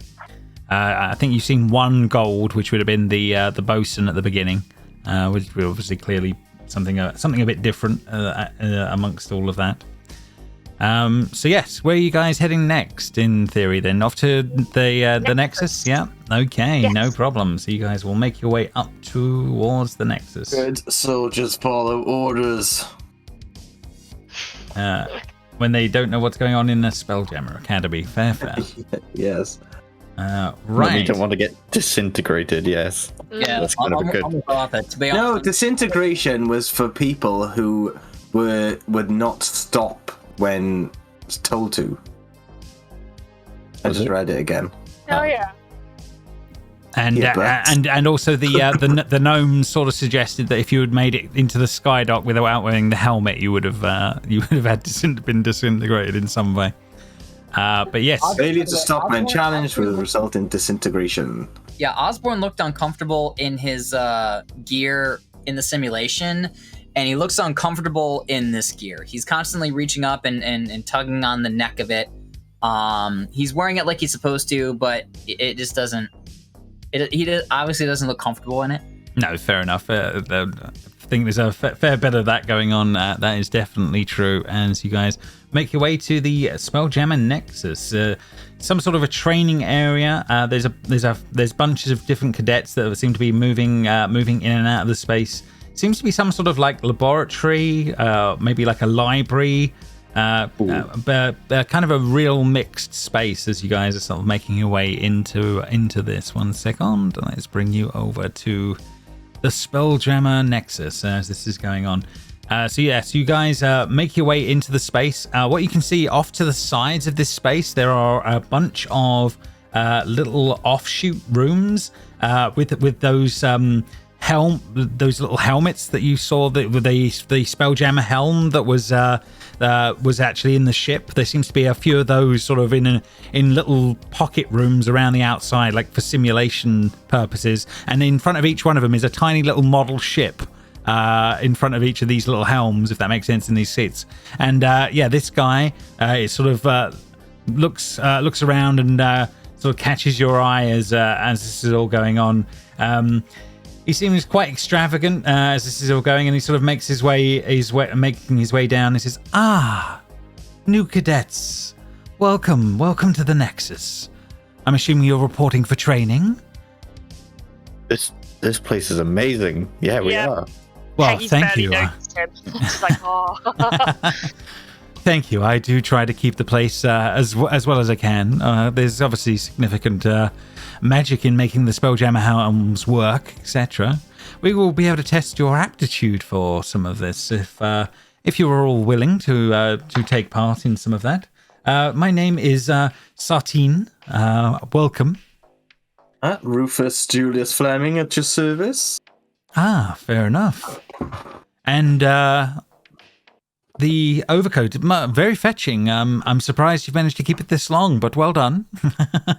These people are sticklers for the rules. It is very cold. And you see he does have the actual part of the sort of like the officer's uniform on, but the rest of it is covered in a super cool coat, like literally more awesome than yours. On your finery as well. He's sort of like, well, you have to try and look the part. I mean, yes. Of course. See? I've never agreed with the school's ideas of needing everybody to wear the identical uniforms. Because obviously, if we all wear the identical uniform, then we're easy to pick out of a. If we were to get taken away, right? So like. You're easily identifiable. That's what I'm trying to think of. I think it has barely any bearing on your aptitude or skill as a spelljammer. The honest truth. Exactly. And I guarantee all of you that once you are past these tests and out into the wide world, and you're visiting the places that are out there, none of that will matter whatsoever. You will be your own men in your own time. Do we have to wear these outfits when we leave here as well? God, no. I would throw them overboard at the first possible chance if I was you. He says, I only keep mine because of clearly I have to at least show some sort of respect towards the hierarchy. Although Bosun would have none of it if I wasn't being of the aptitude that I am. Anyway, yes, basic training here. I'll be able to help you out if you can on that one. Yeah. And Jamie, your audio was coming through badly from all I could hear was that. So yes, as you're here anyway, I would like you all to take one of these small spelljammers, or the crowns here, and we'll test your aptitude and see how you would do in faring as the magical power source for your ship. You have to understand how spelljamming works and the spelljammers work. You're literally using your own spell power to drive the ship through space. So you have to literally expend quite a bit of your resources on a daily basis to actually keep the ship moving, or keeping it powered and working out all the basics. But yes, if you would like to take yourselves up the seats, and anyone that is interested, you can start moving into the into the on that Again, front. Rufus is like, I'm more of an entertainer than ship's driver. We might as well try whilst we're like the safety of this room rather than Absolutely, panic we need to at the beginning of it's always worth seeing if how your aptitude is on that one. At least maybe you won't be the full-on captain of a spelljammer, but alas, there's still places on board, so you might need to at least be able to navigate to save your crew at one point. Surely that would be worth knowing. Osborne shrugs and he'll go to the seat with one of the crowns too. He does not think this is going to go well for him, but no, fair enough. Yeah, no worries on that front as this is all going on. So you guys start attempting it on that front. Those that have spell slots, who would that be in amongst all of you two? You guys. Me. Okay, so Osborne, as you and Peggy, you guys, you can get it to do minor things, if that makes sense. You can get it to point the little ship in a direction, but you're finding it hard to get anything much more than that in the moment as this is trying it. However, Arthur and Rufus, you do feel that as you expend a bit of energy here, or maybe a spell slot or something like that, that you can actually start making the actual ship start to move in a direction, like a little model RC boat would be the best way of putting it in front of you as this is all going on. Awesome. He does come this guy does actually make his way past each of you as this is going on, he comes up to Osborne as you're trying in your seat on this one, and he says, as he's sort of looking at it and the ship is barely wobbling as you're doing it, and he says, something inside your mind seems to hold you back. What is it? There must be something within you that poisons your ability to fly. I mean, I just don't think this is really my thing. But I don't think there's anything blocking me. Well, I would at least have I would have a think on it. There might be something there. Clearly it's moving a little bit, so there might be something. But it's definitely something blocking you. He sort of moves around, makes his way over towards Rufus on that one, and he goes, well, for someone that didn't want to actually be dealing with any of this, you seem to be doing pretty well so far. Where did you come from, sir? I sense a great destiny inside you, learning for release. Hey. Adventurous words as well, yes. I'd imagine Rufus actually reacted like that also. Well, I don't know where I come from because I didn't think about this. Where do I come from, James? Where's a place I can come from? Waterdeep. Draconia, oh my god. Where did you go? Yeah, Baldur's Gate, Waterdeep. Oh, right, just general, Sword Close places. Yeah, you've been on Sword Close places for the last time. Well, I come from a little place called Baldur's Gate on the Sword Coast of... I am aware of the Sword Coast. Oh, yes. right. I haven't been down to many of the cities apart from Waterdeep in a long time, but yes, I am aware of it. Well, it's Baldur's certainly Gate is a bit more loose and suits me a bit better than Waterdeep. I sort of went over there and didn't really like it. Came back, found out I could go to space, and thought, you know what, I'm gonna go to space. No, fair enough. No, I completely agree. I mean, it's definitely the way forward. I'm certainly waiting for my next stint after I finish here and doing my time as a teacher. But Yeah, well, keep it up. Well done. As he sort of Thank you. wanders past, the ease that Rufus is being able to do what he needs to do. He makes his way over to Peggy next on the list on this one and says, "You seem to be struggling as well, my dear. Unfortunately." Oh, I just magic really isn't my thing. I mean, I get a little bit from just being a genasi, but nothing I've studied or natural talent for it, I'm afraid. Oh, well, I'm sure it's not impossible to move past this. Clearly, there is something about you. You're having more of an effect than nothing right now. But again, it does seem like something about your alignment is not quite right for this task right now. Maybe it's your place in the cosmos is not quite what it should be. Maybe that's something to be thinking on for a while. Whether there's anything to that, but yeah, it seems like cryptic random words as he seems to be saying to you in that moment. I'll do better. I'm sorry. As she looks down ashamed. As he moves on past to the last one, Arthur. Yeah, you've been getting on clearly much better as well with all of this as this is going on, and he says. Well, it definitely seems like you do have a very strong aptitude for this. Maybe even stronger than your friend over there on the other side. No surprise. Yes. Well, I'm just very magical, I guess.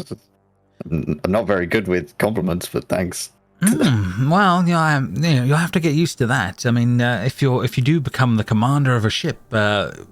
Command weighs heavily on one. You have to get to know your fellow cadets, learn which ones work with you, which ones you can respect, and try and gain respect from them. It's a heady task. Kind of like how I teach, then, I guess. You get to know the students, and you obviously treat the ones that are a little bit smarter better. Obviously, I mean, I shouldn't say that. He sort of you get that flash behind him of he gets where you're coming from as you're saying that. He says command is a little different. Life and death will play a part eventually. But very well done, very well done. You will have to come back for more for a little more training later on this one. I clearly can see you're definitely going to outshine the rest here on this one. But well done, and he sort of gives you a pat on the shoulder as he's walking by on that one. So clearly, clearly on a very similar level as you guys are making your way back off. Right, okay, so yeah, this seems to pass along on that front with a bit of that as that's all going on. I'm on that one. Conrad, I need you gain inspiration for your one on that front. Well, what? And Arthur as well. You will gain inspiration on yours as well. With that. Was I flirting too much? Did I not gain inspiration because of that? There may have been something. There may be things going on. There may be going on. So yes, the next on your list is. For all cadets to complete the gymnasium assault course. So I think when we cut back to catching up with you guys, you have made your way up to the gym level on that one, and you're kind of going from there, and we will bring you to the gym on this one. Oh God, I'm gonna be real with explosions. Yeah, some random. Oh. Okay, bringing you into the thing here on this one as you're going into another one of those sort of like simulation decks that you started the campaign out on the top floor. However, this one seems to be configured in some sort of a strange obstacle course as this is going as this is all kind of going on that one. And then up front there is a guy that seems to be obviously of hippo origin, shall we say, would be the best way of doing it, with a monocle. He's staring at you at the moment, and he says, "All right, you lily-livered cadets, it's time to put you through your paces. Are you ready for this assault course on this day?" Yes. Sure. Not really. but okay. And he says, guys. well, you're going to be heading off. First one up. Who's volunteering first? Osborne, you go first, and I give you inspiration. All right, I guess it's me. Okay, you go running over, and on that one, and he says, "You're gonna make your way through the explosions over there, and then make your way onto the mobile platforms." And he's literally go, and he's sort of basically chugging you towards this stuff over here on this side as this is going on. So right, what happens in the moment? Bear with me. Let me get to the right page. Where's the gym? You have to. You see where you're looking at the platform and everything. It looks like you have to make some sort of a straight dash, but you're being targeted by loud illusionary explosions that seem to be going off as this is going on. So you got to make a run, sort of a dash run, Osborne, and you need to make a successful Constitution saving throw as you're making your way through the actual first part of the course here. Do they seem like they're exploding in any sort of pattern, or is it random? If you spend a few moments studying it, you make an investigation check. See how you do.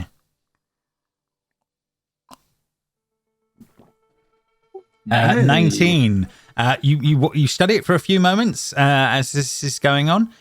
You think they are slightly randomized, but you think there is enough of a pattern that you can make something of that with a 19, if that makes sense. So I'm going to give you advantage on this roll here for the con save. Thank you.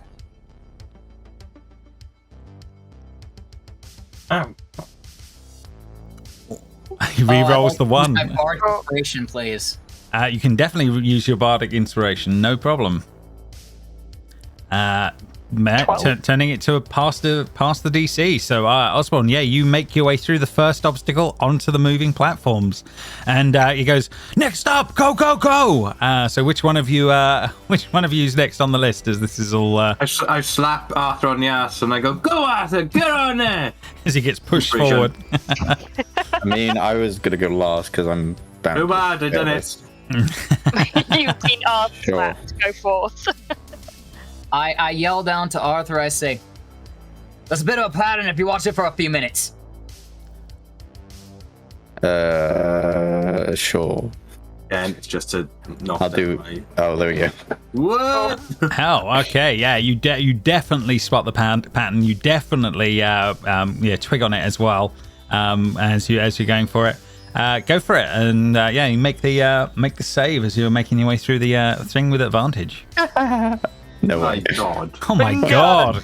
And can I reach my hand out and help him up too? Yeah, definitely. You can work together as this is all going on that one. And he's going, "Go go go go! Well done!" Go, and Peggy, you're the best of us. Let's go. Oh God! Inspiration. Oh no! All of you have inspiration. there you go. So I got to do investigation. I can't inspire myself yet. Oh God! Oh, how I want to trip Rufus up. Oh dear! You cannot. Okay. And then I'll bardic inspiration. I think that might be wise. Yeah. Well, you should have just done your Constitution. Oh man, Peggy gets through, but she gets caught at the last one, and That was just an investigation. That's her investigation, not her. That's not her role. Apologies. Okay. So you can't see the pattern that they're going on about. So you've got no advantage on the on this roll, but you're still up. That's all right, Peggy. You've got this anyway. Yeah, con save. Gosh. Come on.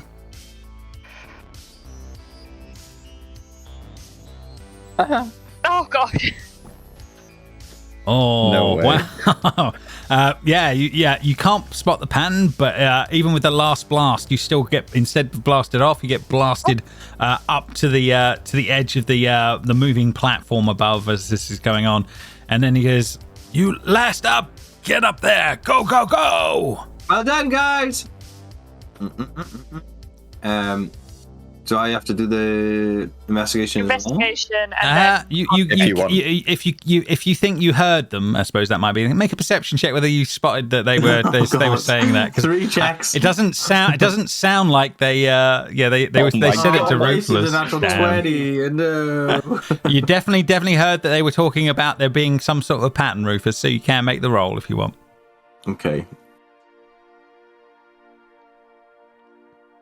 Nope, I can't see it. Can't see the pattern, but you There's can. There's a lot of stuff going on there. There's a lot of bright lights. I'm just gonna run. Osborne's going out his hand too. Don't trip. Or do. What'd you say? Trip? Yeah. What? Trip balls. Oh, no. So yeah, he gets halfway across and then like boom, and then gets sort of blown off to the side on that front, and he's like, "You got to go around for the second run, kid." But as the rest of you can move on to the second step here. So Osborne, you're up first in this one as this is going on. So these levitating platforms are moving over like what looks to be like an illusionary like electrified water pool below you guys. As this is going on, you need to make a strength athletics check to sort of jump across these different levitating spots and try and make your way across to the next one. I am trained in athletics. I'm just not very strong.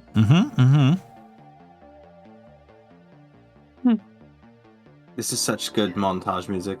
Yeah. On that one, 11. Yeah, it's a real rough trip, Osborne, but you do make it across all of these. Barely would be the best way of putting it. You think you made the this DC. Music is actually Rufus playing the lute in the background. As he's still he's like, "What are you doing?" Rufus, this guy. I gotta stay here, right? So I'm gonna. Get across that. Yeah, he's sort of like yelling at you in the moments. Osborne is still ahead. Has managed to make his way across. Next on that list, then Arthur, you were next on that list. Arthur's gonna turn to Peggy and go, "This is not going to go well." I will tell you this now. Oh my god. Damn, Arthur. Yeah, making it look easy as he's sort of bounding across the blocks on that one. The power of pessimism. Yeah, the power of pessimism paid off. On that one. Okay, bringing us to next on this. Peggy, you can... Can I use acrobatics, please? You cannot. I think, hang on. Yes, you can. You can. Yay. Sorry, apologies. Yeah, it's athletics. Or athletics. Much better at that. Yeah, you can definitely use both. That's what you can say. My hubris. Hubris hits and Peggy falls, and the hi, Peggy. the instructor's like, "Oh man, get to the ladder," and he's sort of yelling for you to get back to the beginning of the run there on that one. Rufus, back to your turn here as this is all going on. I gotta go from here again. Yeah, you gotta make the run through the assault cars. It's total wipeout. Okay, let's do this. Oh no! Oh my god! Oh, I didn't do the investigation check first. Can I retroactively do that and give myself advantage? I think in this case, I think you went running across, not paying attention, and kaboom, and get thrown off there on the run. I should put this loot away. I shout. This isn't helping anyone. A lootless run. Okay, bringing us back to the top of the round. Osborne, you make it to the next one. It seems to be a leap across some swinging ropes. There seems to be like blades and different maces that are swirling in between. You have to sort of make a rope swing across and not get hit by whatever these spiky things are in this one. It looks more deadly than the others. Let's put it that way. On this one, you can use in this particular case you think it is a straight dexterity saving throw in this case. Okay, can I again look to see if maybe there's a pattern for like an advantageous time to go? Absolutely, yeah. You can make an investigation check and see if there's anything on that front. Arthur, don't forget you got bardic inspiration. I know. That's how I don't see it. You just see faster. These seem faster blades. They seem to be all moving way too quick as this is all going on. You're just not catching the pattern as this is going on. But you take your moment anyway. So I don't see it. I just kind of like on the balls of my feet. I'm bouncing. I'm like, all right. 1, 2, 3, go. Okay. And dexterity save, you said? You got to make a dexterity saving throw this time. It's swinging through the ropes. Yeah. Oh my god! Oh wow, Osborne acing the course as he makes his way through. Yeah, it's like it looks like it's gonna be a problem at one point, but the change of angle with the rope and easily passing by the blades, the timing perfect. I run across some of the last blades. Yeah, but perfect landing as that's going on. Yeah, making it look real good. The instructor seems very pleased as that's going on. Next on the list, Arthur. You can see on your front. Arthur's gonna take a squat and try and do what Osborne did, but failed. Like to see if there's some sort of pattern that makes it easier to go through. Or make an investigation check to see how you do. No, not good either. Yeah. It's all just too quick. You can't pick up the timing in the moments. And they've got the instructor like go. Okay. And you make the dex save, and you get halfway across the space, and a virtual blade seems to pierce through. You feel like a sharp kind of like thud pain on the outside of you, and you're pushed off to one side in the moment. No real damage in the moment, as you realise the blades are virtual in some form, and you're pushed back to the beginning. Peggy, you make your way back up onto the moving, onto the levitating platforms as this is all going on. You can go for another set and see how you do. So obviously athletics or acrobatics. 25, making it look dead simple on the next run, catching up to Arthur's port on that front as this is all going on. Rufus, round to you, sir. Okay.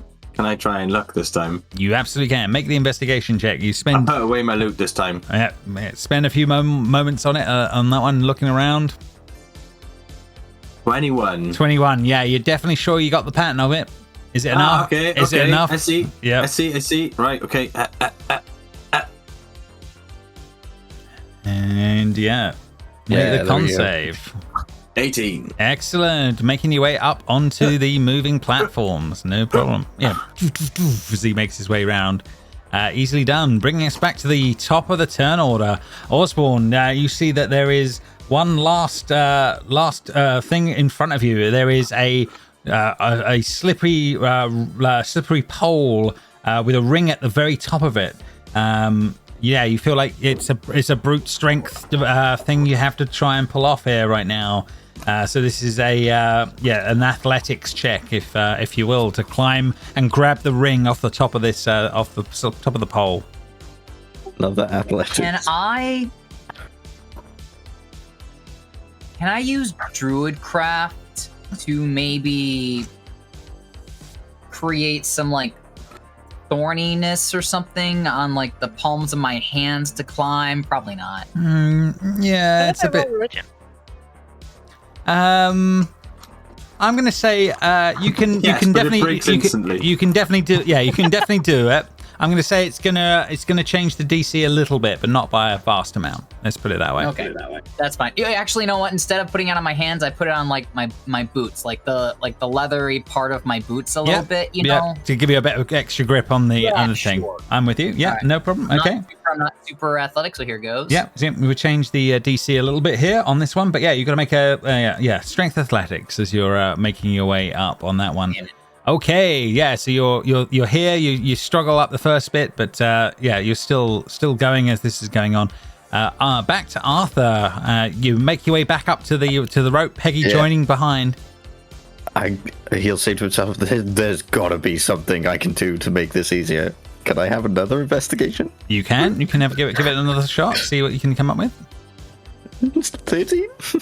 13 on that one. Again, it's harder on this one. You're not seeing the pattern on that one, unfortunately. You needed a 15, unfortunately, to get any purchase on this one. It was a dex save, right? On this one, Yeah. this is the swing across dex save. Yes, please. Thank you all. See how he's going to do on that one. And it is a 12, and the DC is 12. You barely make it across, but you do make it, Arthur, on that one.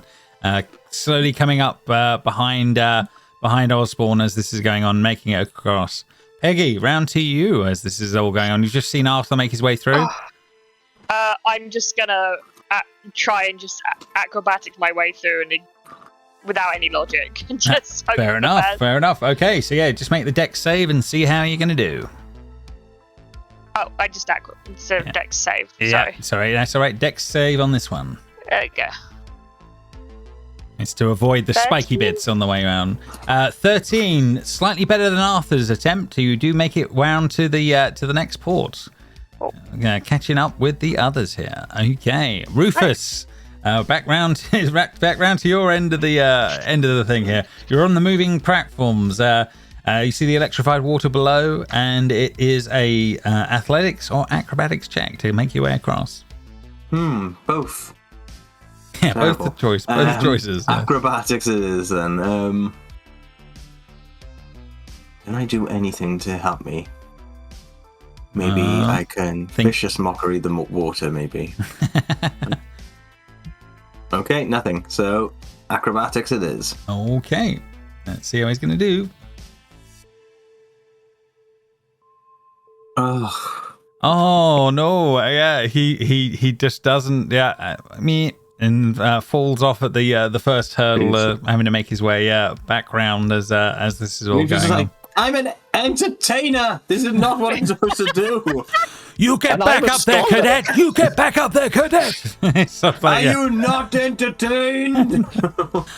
I'll be entertained when you get to the end of this freaking course. He's like yelling at you from over the other side. Okay, Dad. Osborne, the others are running up to you from behind, but you do have first shot at this.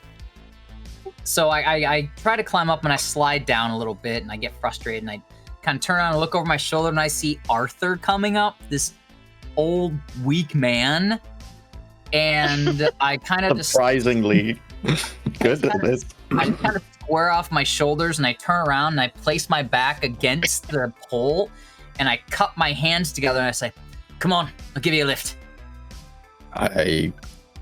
What is this part of the course, James? You're basically having to climb a slippery pole to try and get a ring off the top of the actual pole.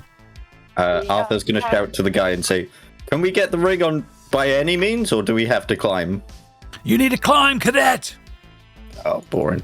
No magic stuff. Yeah, so can I give Arthur help? The help action? Yeah, climbing definitely. up? 100% you can. You definitely can. So Osborne sets himself up for that.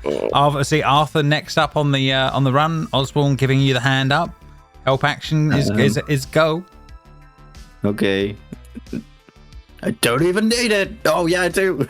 I forgot I'm -3. Jesus. Fair enough. Don't forget your inspiration. Yeah, I know. If it's a 12, then I may as well use it. Fair enough. That makes sense. 14. 14 on that one. Yeah. So you, Arthur, are the first to make it up. The virtual ring goes ding as you there. You don't grab hold of it, but it's not there. You have made it to the top, and then you start to magically float down on the other side of the on the other side of the course. Bringing us to Peggy on the next in the order turn. Rufus from the electrified water is like, "Whoa, go there!" Ah!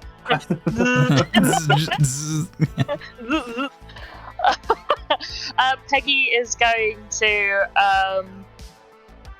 take the bandana out of her hair that Rufus put in, and she's gonna Mulan it. Mulan it, yeah. I'm gonna fully Mulan it to get myself up. Okay, you can go for it. I'll change the DC in relation. No problem. So just wanted to use Mage Hand to do it. It is athletics in this case. Though, yeah. Rubbish. Oh well. Let's see how she's going to do on that one. So you've changed the DC from a 12 to a 10. So Peggy just makes it to the top as this is all going on. As that's going on, next one on the list, Rufus. You are next on the turn order here. And you're feeling knackered because you kept falling and you keep having cons things at the moment. Oh, yes, me. It is you indeed. Right, so I'm back up here. Oh, okay. God, it's got to do it. 19, excellent. Okay, making your way through and past across to the rope section on the next one. Osborne, you're next up on the list. The help action done. Arthur is up. Just shouts, Osborne, you got this! It gives you more Elbardics inspiration. All right. So then again, I do the trick with the druid craft. Yep, got it. No problem. Oh wait, no, he said no magic, right? No druid craft. I'm not doing druid craft. I didn't know that was against the rules. So No, fair enough. So then this is athletics, yeah. Yep. Strength athletics, please. Thank you. Oh, I will Use it. Inspiration. Yes, use the inspiration. That's damn fine. no. Okay, fair enough. Yeah, 11. He just can't quite get to the top of the ring on that one. He's within 1 on that front, unfortunately. Rufus. Fear not, as I'm coming. Oh, I'll float over there. I'm assuming I floated over Yeah, there. you float down as you complete. Yes, correct. Rufus, round to you here. So yeah, you have got to swing through the ropes. Can you make the dexterity saving throw as this is all going on? Can I see a pattern? You can make the investigation check. No problem. I will try. Okay. Yep. Okay. Yeah. Not seeing the pattern in amongst it all. You just you feel like you have to go with your gut, but your gut's not been working so well. So. Dex save, yeah. Okay. So spikes go in, but spikes go out. There's no pattern. Okay, I'm going. Oh. Oh no, Rufus! You make it Just through. run straight into the first one. And when the blade comes out on the side, instead of it sort of hitting you normally, it catches you on the side of the head by the temple. Oh. And he's down. he's literally down as this is going on. Osborne, back round to your turn as this is all going on. Arthur calls out, Rufus, you're right. That was entertaining. Osborne, you make there, and Oh no! oh man, no, Not again. yeah, you can't quite seem to get up the pole as on that one. You feel like you're running out of steam on that one. Give me a con save. Let's see if he's got enough juice in him for one more try or not. As this is going on. 11. Okay, yeah. One last try, Osborne, but you feel like you're just running out of go, if that makes sense, as this is going on. So you feel like you've got one last amount of energy effort to give it one last shot. This guy is starting to run over to go and see what's going on with Rufus as he realizes that it's clearly been knocked. But did I make it? Did I do it? Easy there, kid. Wait a second. Holy whoa! As he's starting to pick you up and trying to even you out for a moment. Osborne, I'm gonna go and get the cheese. as that's going on, Osborne, you can make your last attempt to make the climb here. Oh, Yes! double 20. What a way to win. Oh, there you go. So Nice. yeah, with the last bit of your reserves energy, you feel yourself waning, but there's a and then ting as you hit the thing at the top, and you float down to join the others on this side. Meanwhile, over on this side of the place, easy there, kid. Let's bring you over here, and a very half unconscious Rufus is dragged over to you guys. Hey, we did it! And Arthur, Peggy, and Osborne, you all gain inspiration. Where on this one for passing the God, you assault had course. inspiration you could have used. Oh yeah. Are we allowed to have multiple inspirations? Yeah, up to 3. I might usually let you cool. go with, so that's I absolutely haven't fine. got any. No, unfortunately, Rufus looks a little bit worse for wear, and he's like, "Easy, kid, easy. I guess this wasn't quite your thing." We're Spelljammer pilots now. Well, you got a bit of work on that one, kid. Woohoo! You think you guys keep him? You'd be able to look after him. Take him down. Put him in one of the bunks if need be. Let him rest for a few minutes. It should pass. Put him in one of the alleyways. Yes. Okay. Alleyways. Okay, so yeah, you guys are let back out into the academy after your exertions. But yeah, you've some of you doing better than others. But I need that once a month drink after that. That was too much for me. yeah, it was pretty damn tiring as that's all going on. Yeah, obviously on your little list, you have got. You've done all of your orientation tasks for now. You can go back to the quarters, or you can mooch about the place if you wish. Either or. I think I perfectly should sounds- go straight to sleep. Yeah, After a big knock in the head is exactly what you need. Let's go. Is there an infirmary or anywhere to take him to? You haven't seen one yet, but you do start making your way out, and maybe looking that way. Maybe down by the cadet quarters. You're not quite sure at the moment, but you do start heading in that. I'm going to say you start heading in that direction. It is actually on the way. While that is going on, bear with me. Where is the token gone? I don't think there actually is one, which is quite funny. Yeah, There's a washroom? There's a washroom, but there isn't any infirmary anywhere in this building. Yeah, Yeah, it really isn't. they really have. They didn't think through. Well, magic. We don't need an infirmary. There's going to be a bit of that going on, I reckon. Right, let me just grab the token I need. Let's bring that over now. 1 second. All right. Okay. So yes, you guys are. You're making your way out, and you're heading back towards the cadet quarters when you see this woman starts making her way up to you all and says, "Wait there, one more thing before you all head out to lunch."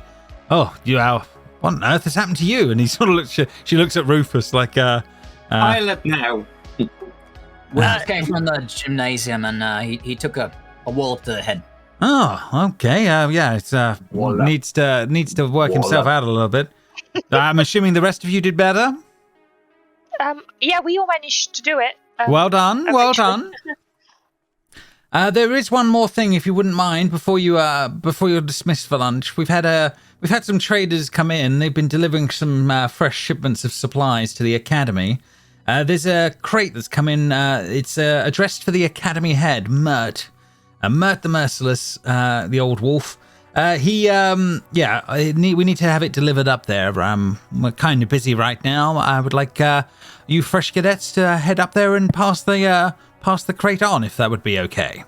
Mert the merciless. That's Mert the It would Merciless, be our yes. extreme honor. Excellent. One of us might be concussed. Yeah. Yeah, one of us might be looking at like nobody Well, next to me. from some fresh air will do him good then. Get him moving. It's an order, as she sort of like puts it on that front, and then Captain. she will lead you off to one side and up some stairs to a section where there appears to be a crate. She's sort of saying on that one, and she will point you in the direction of Mert's quarters, which, bear with me, is heading upstairs somewhere. Bear with me. I believe I've lost it for a moment. Hang on. It's in the officers' quarters. Yeah, it says with this badge, and she passes you over a little yellow badge. That'll get you into the area for a bit. But yeah, if you can make your way to his quarters and just drop that crate off, we'd be most grateful. Chop to it now. Can I insight check Because it's weird to me that we're so new and she's just like, hey, go into this. Yeah. Yeah, here's Yeah. a gold badge. Here, have you go. Yeah, Yeah, so no problem. Yeah, make an I insight think check. Osborne would want to do that. 24. Okay, fair enough. Yeah, and Osborne, you can make the insight as well. Let's see on that one, and let me roll for her. Let's see how she's doing. Ooh, not great. Okay, yeah, I think it's going to be a fairly hard to read for Osborne on that front. Damn. Okay. Fair enough. Peggy. Yeah. You're damn good. She got a natural 20, but on that front, and I'm not sure if that's even that's enough to beat your 20. Your 24. So let me just check what her extras are. 1 second. So she has an extra of +0, so you do beat her even on a nice roll. So on that one, so yeah, you definitely get this is something's coming quick. She needs someone to deal with it in the moment. You were the first hands to hand, if that makes sense. Okay. She feels like she can use her cadets. She can use to whatever means she needs. There's nothing more to it that you're picking up in the moment, barring expediency, if that makes sense. Okay. Cool. So yeah, you guys are sort of manhandled to this crate. It's pretty heavy, but you sort of start making your managing to move it around as this is all going on. You're left to your own devices as this is going on. Rufus is not helping as much as he could in the moment as he's pretty out of it as this is going on. What if this is all rum and it's all contraband? What if there's a big conspiracy and if it's going to the person in charge, does it really count as contraband? I mean, they make the rules, right? it's super bad? That's like the worst bad. Or maybe we could have some for ourselves. We could ask him once we get there, maybe, instead of looting it here. We could take a peek. I feel like Rufus is sitting on the crate that everyone's carrying. I don't know how I like that. logistically possible that is. With our strength count, we wouldn't be able to. No, I think you're on the floor. but you're definitely making it awkward. Like, we'll put it in those sort of terms. That he's just not helping. Yeah, Arthur isn't helping, but he's mage handing, so he's only carrying like the tiny amount of weight compared to everyone else. 10 pounds, not too bad. Peggy's put 30 pounds. to it. Is it? Is it? I put. Oh no, 10 pounds. 30 feet. Nah, in front. He's fair enough. He's like dragging it from the front while everyone else is pushing from the back, since technically he's the strongest one. Yeah, fair enough. He's definitely pulling that. He's definitely pulling his weight compared to the others as this is all going on. As Rufus is chatting about it as the back as this is all going on. But yeah, you're dragging it up in that general direction. But yeah, I mean, yeah. Does anything happen as you think? Is there any holes in the crate that I can look in? Not that you can see. It seems like a pretty damn sturdy crate for transport, if that makes sense. I mean, if you really want to know, we can take a minute and I can identify. I mean, it'd be rude not to, right? It would be rude too. Yeah, I think it's the opposite of that. I mean, I'm curious, but I'm pretty sure it's rude not to. Hear that lots. The integration lingers above our head constantly, and it stops me from doing things like this. I don't want to die. If we deliver like the wrong crate, what? I mean, This is the only crate. What are you talking about? yeah, the bosun told us to bring it up here, so if it's anybody's problem, it'd be her problem. We just did what she told us to do. I'm not sure you should be moving, Rufus. I think you're not well. But yeah, as this is going on, you've been making your way slowly up. You see eventually the quarters is not far ahead, but so if you are going to do anything, say, but you can be knocking on the door in a few moments if you don't, if that makes sense. Is this thing something that can be pried open? Is it locked or? It appears to be a locked chest as far as you can see right now, but that doesn't mean it's not pickable or all we things have to be done. do is blow the lock off and then make a new one to replace it straight away. Easy. Are you a good smith person? Can you smith a lock on the fly? I create a small lock and then it disappears. I can't make it stay.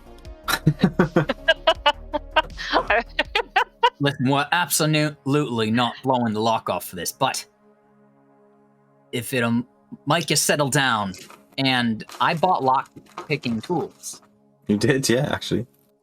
I'm very against this. I would like it on the record. If there's any security that can record anything, I was against this from the start. I'm sure your inaction in the moment will not go unnoticed. If is the way to put it on that front as that's going on. But yeah, so you guys, are you starting to crowd around this crate as this is going on? What I'll do, I'll bring a token. If Arthur and Rufus want to blow the lock off, Osborne, I do not want to do that. I don't know how to blow locks off. I cast a small wind on it. Weevil just to pick it, but if we're not blowing the lock off, then I don't think Osborne would, automatically go into it. I turn the lock purple. Whoa. I'm assuming the whole time we have been moving this thing. 100%. Literally, the door to the quarters that you're supposed to get to is within like arm's reach right now. It's very close by. Yeah. In fact, Peggy, if you make a perception check as this is going on at this moment. Good. 18. With an 18, you can definitely hear it would be quiet to others, but through this door, you can hear incredibly loud snoring coming from the inside of the room that is directly in front of you all at the moment, as this is all going on, as you've been having this discussion. So, okay, Peggy heard that. Never mind. I think he might be asleep in there. Should we wake him up? Yes, and I'll bang on the door because we're with my metal arm as well, so it's super loud. Okay, you bang on the door, and the door just gives. It's already open as this is all going on. 1 second, I will bring you guys through. No. It's Ferris Bueller does. Oh god, there's a bear. There's a bearskin rug on that one, and there is a quite sumptuous looking decorated room with velvet curtains, gold fittings, oak panels. A cauldron sized fishbowl stands off to one side on one wall, and it seems to be filled with squirming octopuses. On the opposite wall, a table bears a topographic map of the Sword Coast. Near the door is a walk-in wardrobe that stands partially open, a golden light spilling out from within. And you can also see the old wolf himself snoring loudly in the bed directly ahead. This large mass of a person seems to be like...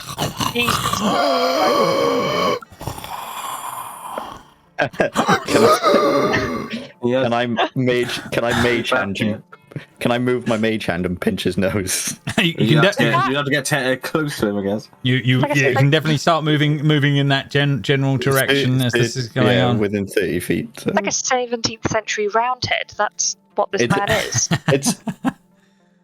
Rufus, he's a bear, stabs a bear. As this is all going on, so you guys move into the room. He's fast asleep. You put the crate down on the bear for a moment. As that's all going on. I killed the bear. On that front. Put the crate as this is going on, so Arthur, you make your way over to, or your mage hand away over to the sleeping form of this guy. Yeah, it's invisible. Absolutely. You literally you plug his nose for a moment. Silence gets you on that one for a moment. There's nothing happens. Silence for a few seconds longer. Osborne, you're looking at the on the table at the map there as this is all going on.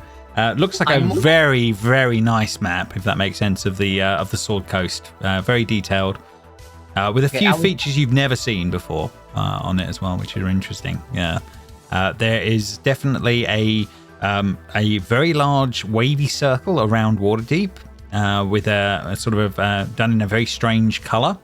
And there is a little island off of the coast, quite far south past Cholt, and that seems to be marked up as Nimbrel, which is where you apparently currently are, from what you've heard. So first time you ever seen a map with it marked. If that makes sense.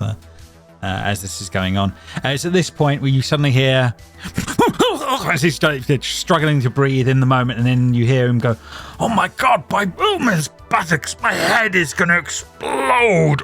Oh, sir, are you okay? We're just delivering And this box. he's sort of looking up, and he says, "Oh, you come to drop off that thing, have you?" Yeah. I killed this bear for you. I don't understand you, but he says, leave it on the rug. That's great. Thank you. Jesus. Just be quiet if you can and leave quietly. Let me die in peace. As he's trying to roll over in this moment. Are you okay, sir? You don't seem well. Hangover from here, my dear. From hell, my dear. As he's sort of saying that, and it's at this point you hear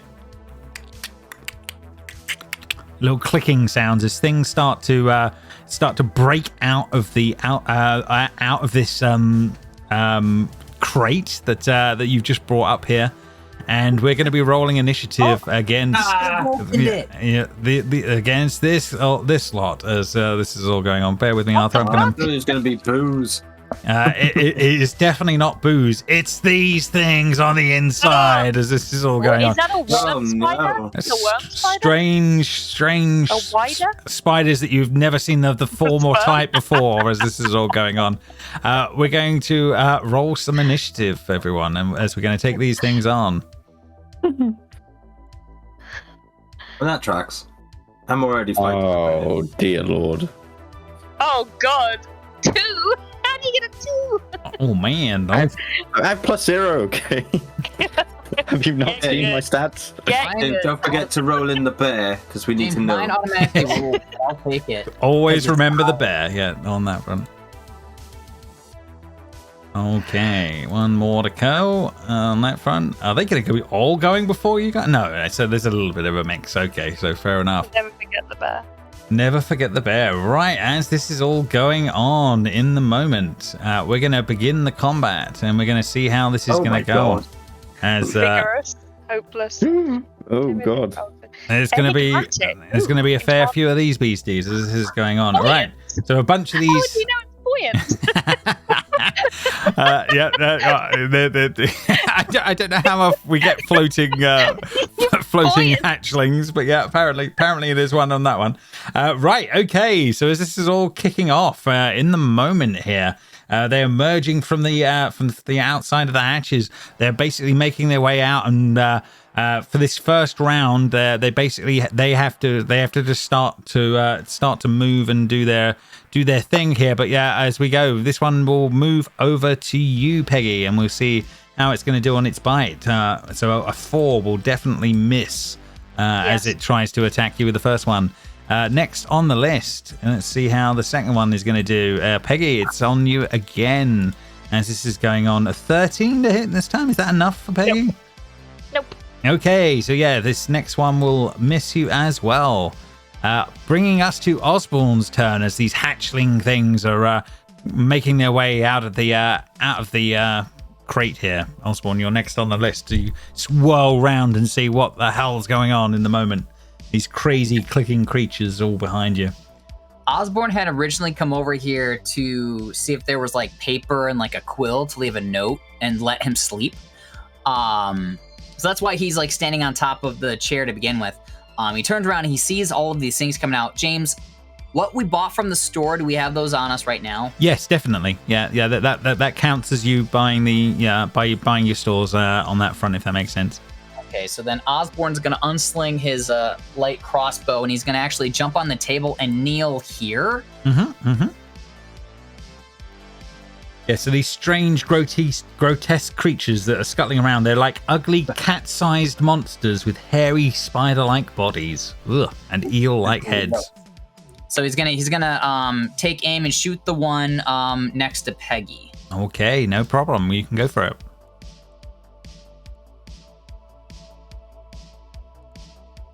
A 17 for 11. That will definitely hit on that front. And yeah, you will take out the first of these beasties. No problem. And then nice. he, looking much more comfortable than when he was sword and board fighting, is going to reach for another bolt and start loading it and get ready to aim at the next. No problem, no problem. Next on the list. Okay, this one. Oh, okay. He's really only got one target on this side of the things. Rufus, this one's going to be coming for you. Oh no! And rolls a 5, so that will be a fail. The next one is next to Arthur, so he will attempt to bite Arthur here. A 14 to hit Arthur. Is that going to be enough? No, I will shield. As you block the attack, pretty damn good. Next on the list, next hatchling is one that's literally under Peggy here. So this one off to one side. Peggy incoming with a 4 is definitely going to miss.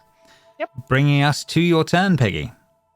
So is there one underneath me, did you say? There was. I've moved it off to the side, so it made Okay. more sense. So it's invisible. That's why. Here we go.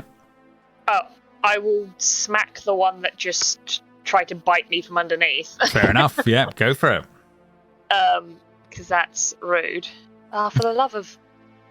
Oh no, yeah. Unfortunately, with that one, swings very wide of this little beastie that's cursing at you, Hala. And then I will try and stamp it like the bug it is with my foot. Makes sense. There we go. 17 Better? for 6. That's way better, and that will take that one out of the equation. That is done. Splat. That is everything on that one. Next on the list, let's see. Oh, Rufus, you're in for some fun times on this side of the crate. Let's see how he's going to do on that Don't one. like it. 15? Is that going to be enough? Yeah. Okay, 15 for 5 piercing and 5 poison. Ooh, okay. Oh, I'm dead. I'm down. You're unconscious. Okay. Yeah.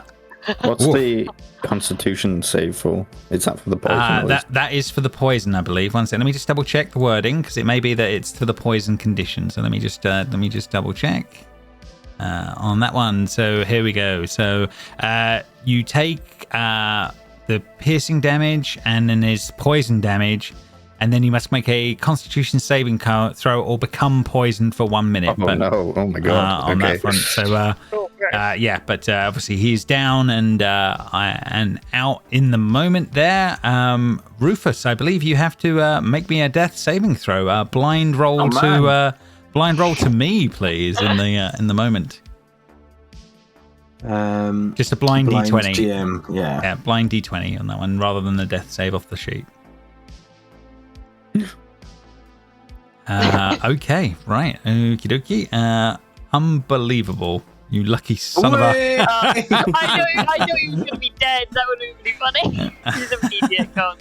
That's the beginning of your turn, too. Yeah, Yeah. unbelievable. 1 hit point and he's up. There you go. Ugh. Can't keep a good Dragonborn down. Where am I? He's... You've knocked out your first concussion. Oh my gosh, what the hell are all these? yeah. And I attack this one next to me. Yeah, go for it. You got your turn. I stand up first. Unbelievable. Well, I did do terrible in the gladiator games. Exactly. Swings and roundabouts, definitely. But yeah, I would rather take that on a death saving throw. Well done. 22 for 6. You're still hiding your rolls, but I will reveal it anyway. So you will definitely hit. This one had a bit more hit points, but so it's still up after the attack. But anything else on your turn? I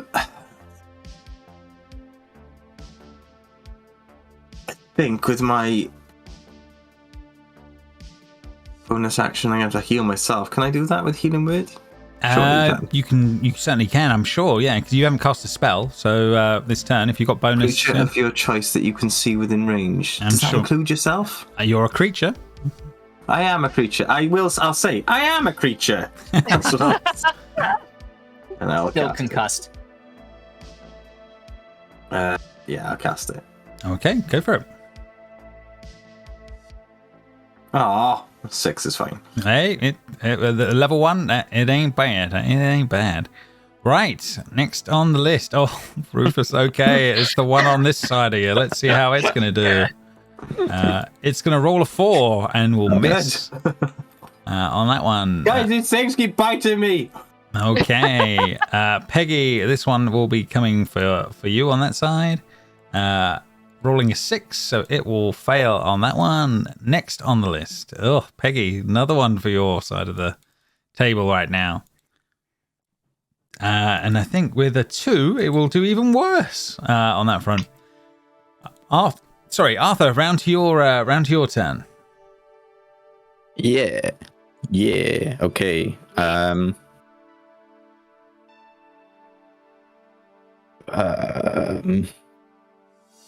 Okay. Just reading some spells. Yeah, fair enough. Wizard, who this? Got to do his stuff. Okay, I'm gonna need to try and figure out the best positioning for this spell now. I'm going to Burning Hands. Ooh. I can't turn it around, so unfortunately, oh no, I can't even place it. Oh man, So Those 3, is it? these I 3 think here. I'll try and get this one, and the one by Rufus. Help him out a little bit. I should be able Okay. to get all Yeah, 3. fair enough on that one. Okay. Right, so they've all got to make a dexterity save. Okay, right. Yep. 3 dex saves. 1, 2, 3. You're gonna love that. A 6, a 6, and a 7. Bam. Only 9 damage though. Well, yeah, fair enough. Yeah, but well, one of them has 7 hit points to its name, so that's pretty damn good. That one has 3 hit points to its name, and that last one is still up, but he only he's not got a lot left in the tank, if that makes sense. What I'm going to do is I'm going to delete the ones that are dead just to keep things a little easier, guys. If that's so. I've lost all vision. That's because I think you moved directly under. Directly under me, and he's now gone forever. No, 1 second. Here we go. Bring you back as this is going on. 1 sec, Arthur, and bring you back to Mert's quarters. There you go, and we'll roll you back into the initiative order here. What was your? What do you reckon your original? Oh, your original one was real 2. low, wasn't it? Yeah, on that front. 2. So, update combatant to 2. There you go. Right, no problem, Arthur. Yeah, so you're back in the game as this is all going on. Yeah. And I will.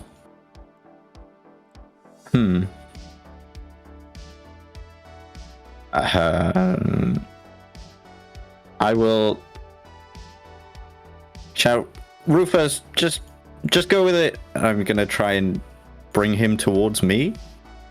Will Oh, okay. 5 foot towards me to try and get him away. I see what he's doing. Yeah, Please. he can willingly fail the save. So, if he wishes to, we can't hear you. Muted. Okay, that's what I said. Okay. And it's just 5 feet, but Yeah, all of these something. are next turn, so it doesn't really matter.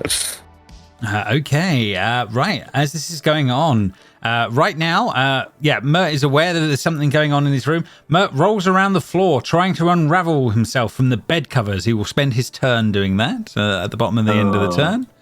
As that one is going, coming to the top of the turn order, we will get to a couple of more things coming out of the box. 1 second. Oh, goodness.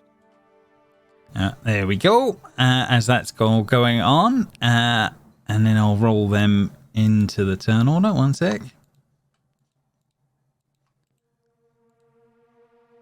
Did they all go at the end? Well, they will get. Yeah, they do until I roll them in. But now they'll be in the turn order. We'll see how they go. Right. Okay. So at the top of the turn order now with the new one. Apologies. Will be one of these hatchlings. Buoyant one. Buoyant hatchling. It would be choices. So on that one, 3 choices: 1 and 2 Peggy, 3 and 4 Rufus, 5 and 6 Arthur. We'll go for on that one. He will roll a 1, so it's all going Peggy's way on that one. Okay. Here we go. Peggy incoming. Let's see how it's going to do. It's going to try and bite you. I'm assuming with a 6, it's going to have no go, no show. Nope. No cigar. Osborne, on the table. Your turn next, sir. Osborne saw that Rufus went down, so he's gonna shoot this one. Okay. Just like because I think if I hit it, I guarantee I'll kill it. You think you're probably on the right lines, yeah. Furnace macro syntax error. Oh no. Let me try for you here. 1 second. It's the crossbow bolts thing, I think, again, if on that one. Right. Sorry, apologies. We'll have to. I think it's long range weaponry has got problems once you get past 1 hit. So yeah, you might have to just roll the d20 and add the number for now on that one. How inefficient.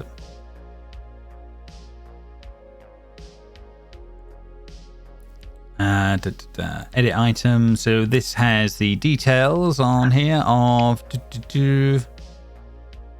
What are you getting? You're getting plus 4 to the attack roll. Is that right? Or plus your proficiency, I guess. Yeah, I'm getting plus 6. Yeah, plus 6 total. Okay, so yeah, if you roll your d20 and add the plus 6.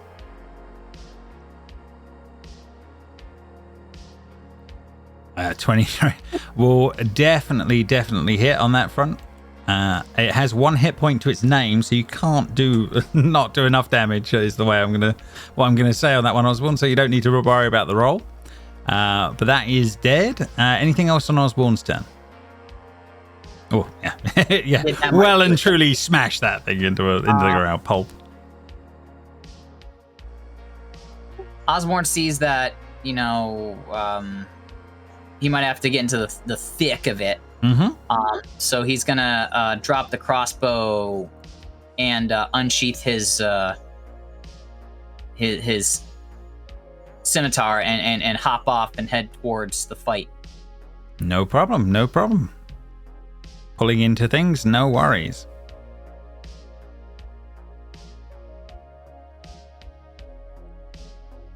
Okay.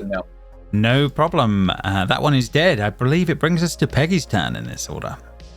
Okie dokie. I'm going to hit that one there. The one right in front of me. Quarterstaff. This one on this side? Okay. Yeah, that one. God damn it. I don't think I get enough. I can't get accurate enough with these tiny buggers with with it. Yeah. Cat-sized targets were never quite Peggy's thing as that's going on. Kicking it in the head instead. It's like, oh, die! She's getting so annoyed at these little things. Okay. Yeah, you definitely do a fair bit of damage to it, but it's with 5, it's not quite enough to take one of these small cat creatures out, unfortunately. No. Right, next on the list. Okie dokie. This one looks like Peggy's the next best attack point at this point. Damn, they roll crap. 6. So that is gone. Next on the list. Oh man, Peggy, you're starting to get surrounded by them. It's starting to happen. Next on the. But they can't roll for nothing, so it doesn't matter on that one. Next on the list, unfortunately, Rufus, this one is to your side of the to the bit on there. It's going to try and attack you. 17 to hit this time. 5 plus 1, unfortunately.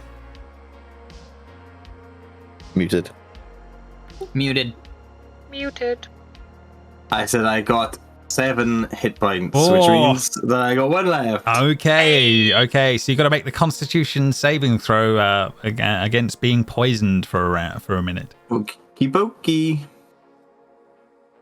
Oh no. Oh, 11. Oh man. Okay. Yeah. You shrugged the poison off, bringing it to your turn, Rufus. Okay. Let me just double check one thing. Of course, no worries, no panic. Why does it keep doing that? That's annoying. Yeah, it's running slow tonight. It is a line. Okay, so what I'll do is I'll go here. You certainly can. Position myself to get Three of them in a line? Yeah, hopefully. It's a 5-foot thing, but I think I probably could get all of them if you okay it. All three of these in a row? All 4 of them in a row. Oh yeah, I guess I'll go that way then. I'll just do that. The 3 in a row. Yeah, sorry, I must be missing something. Sorry, yeah. It's because it's a what? Because the path goes up and down. Do you know what I mean? I'm just thinking more along those lines. But okay, no worries. But you can definitely catch 3 of them here on that one. Okay. Breath weapon. Okay. So they've got to make a dex save here. Okay. It doesn't roll my dice for me though.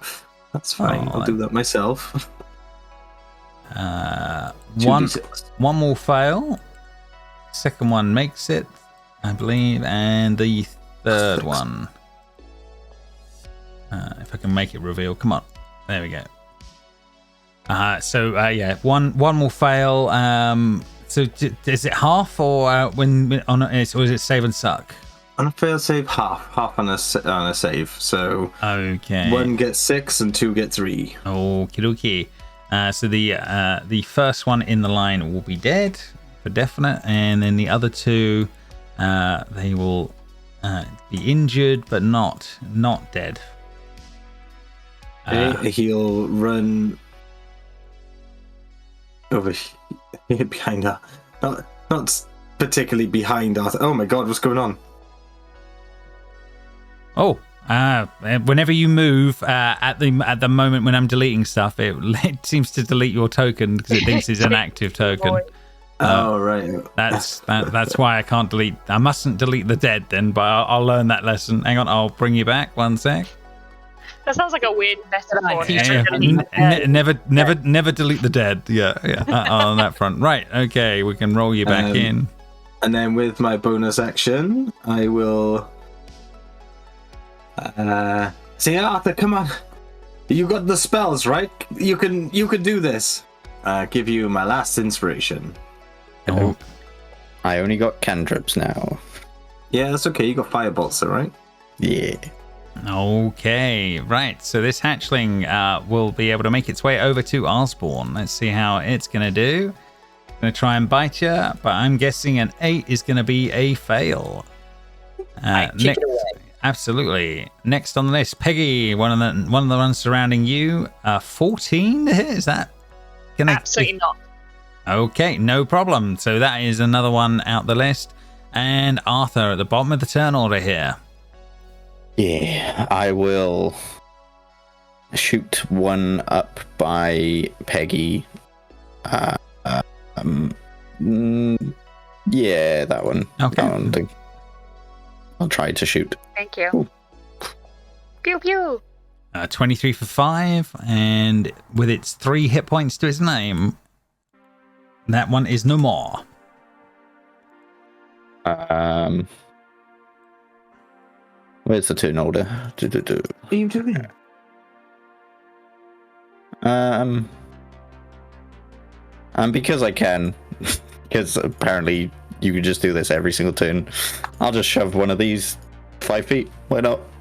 Okay, yeah, fair enough. Well, we can do a strength save. Let's see what it's going to do.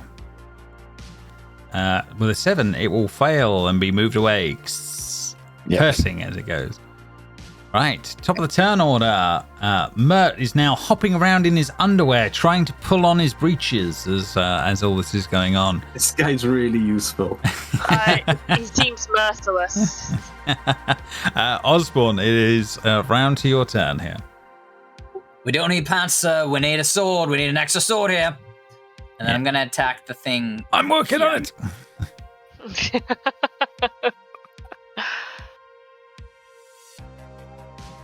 12. I think 12 will be enough. 1 second. Yeah, they have an AC of 11, so that will work. It has 6 hit points to its name. You will take him out.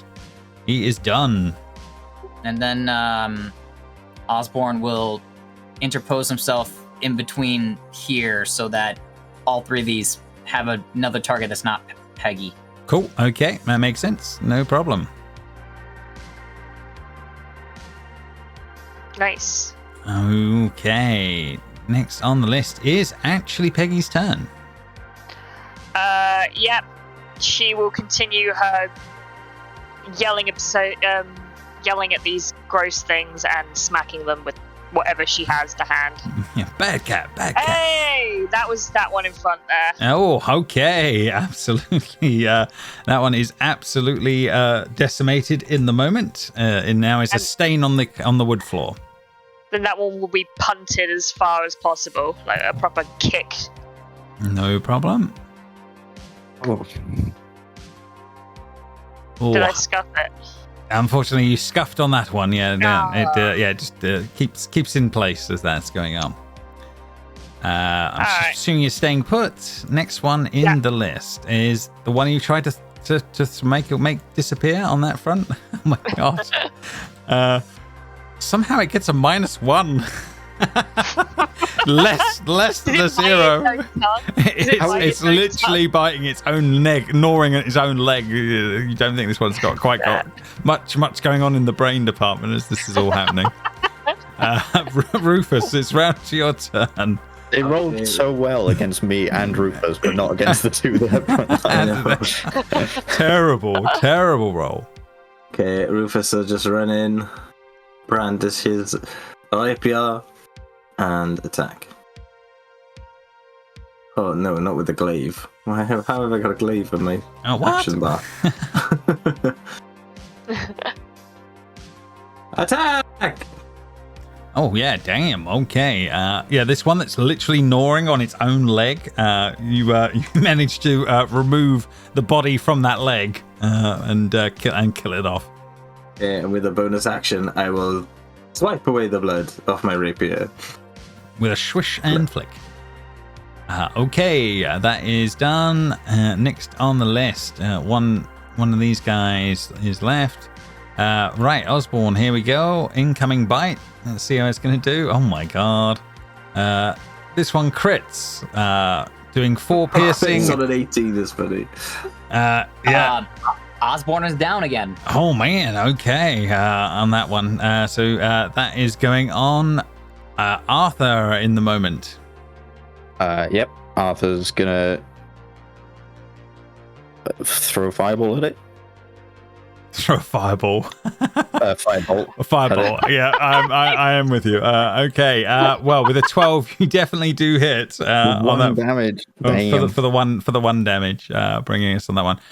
All right. Top of the turn. Oh, sorry, Arthur. Is there anything more on his turn? Sorry. Yeah.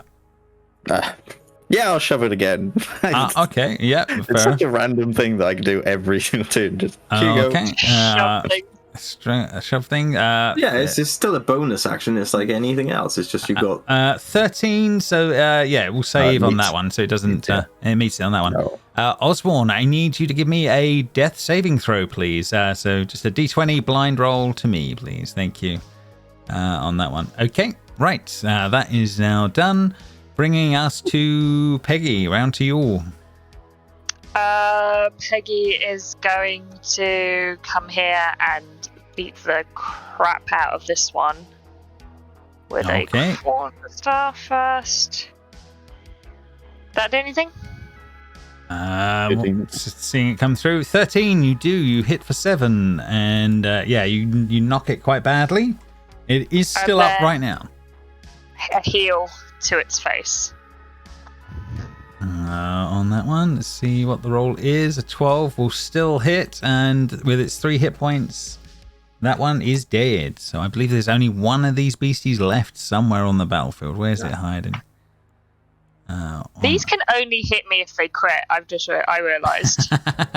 Well, they are little critters. Can't hit me any others. Yeah. They are it's the little only way critters. they can hit me. So there is only one left in front of Peggy right now, bringing us down to, I believe, Rufus's turn. Okay, so Rufus will just run past Osborne and be like, "Hey, come on! This isn't time to lie down." And then attack. Healing word, nice. This thing. Okay, Osborne is up with 8, and you can attack. Away you go. Oh, still I should have down. had that crit. 21 for 4. It has 3 hit points. Rufus will finish off the last of these hatchlings as this is all going on. And I'll try and help Osborne up if he wants, but Osborne will accept your hand up, and while he's getting up, he's going to second wind. Nice. Well played, sir. Well played as this is all going on. So, did we win the obstacle course? Was this another test? 1 second, the guys. Let me just grab on this one.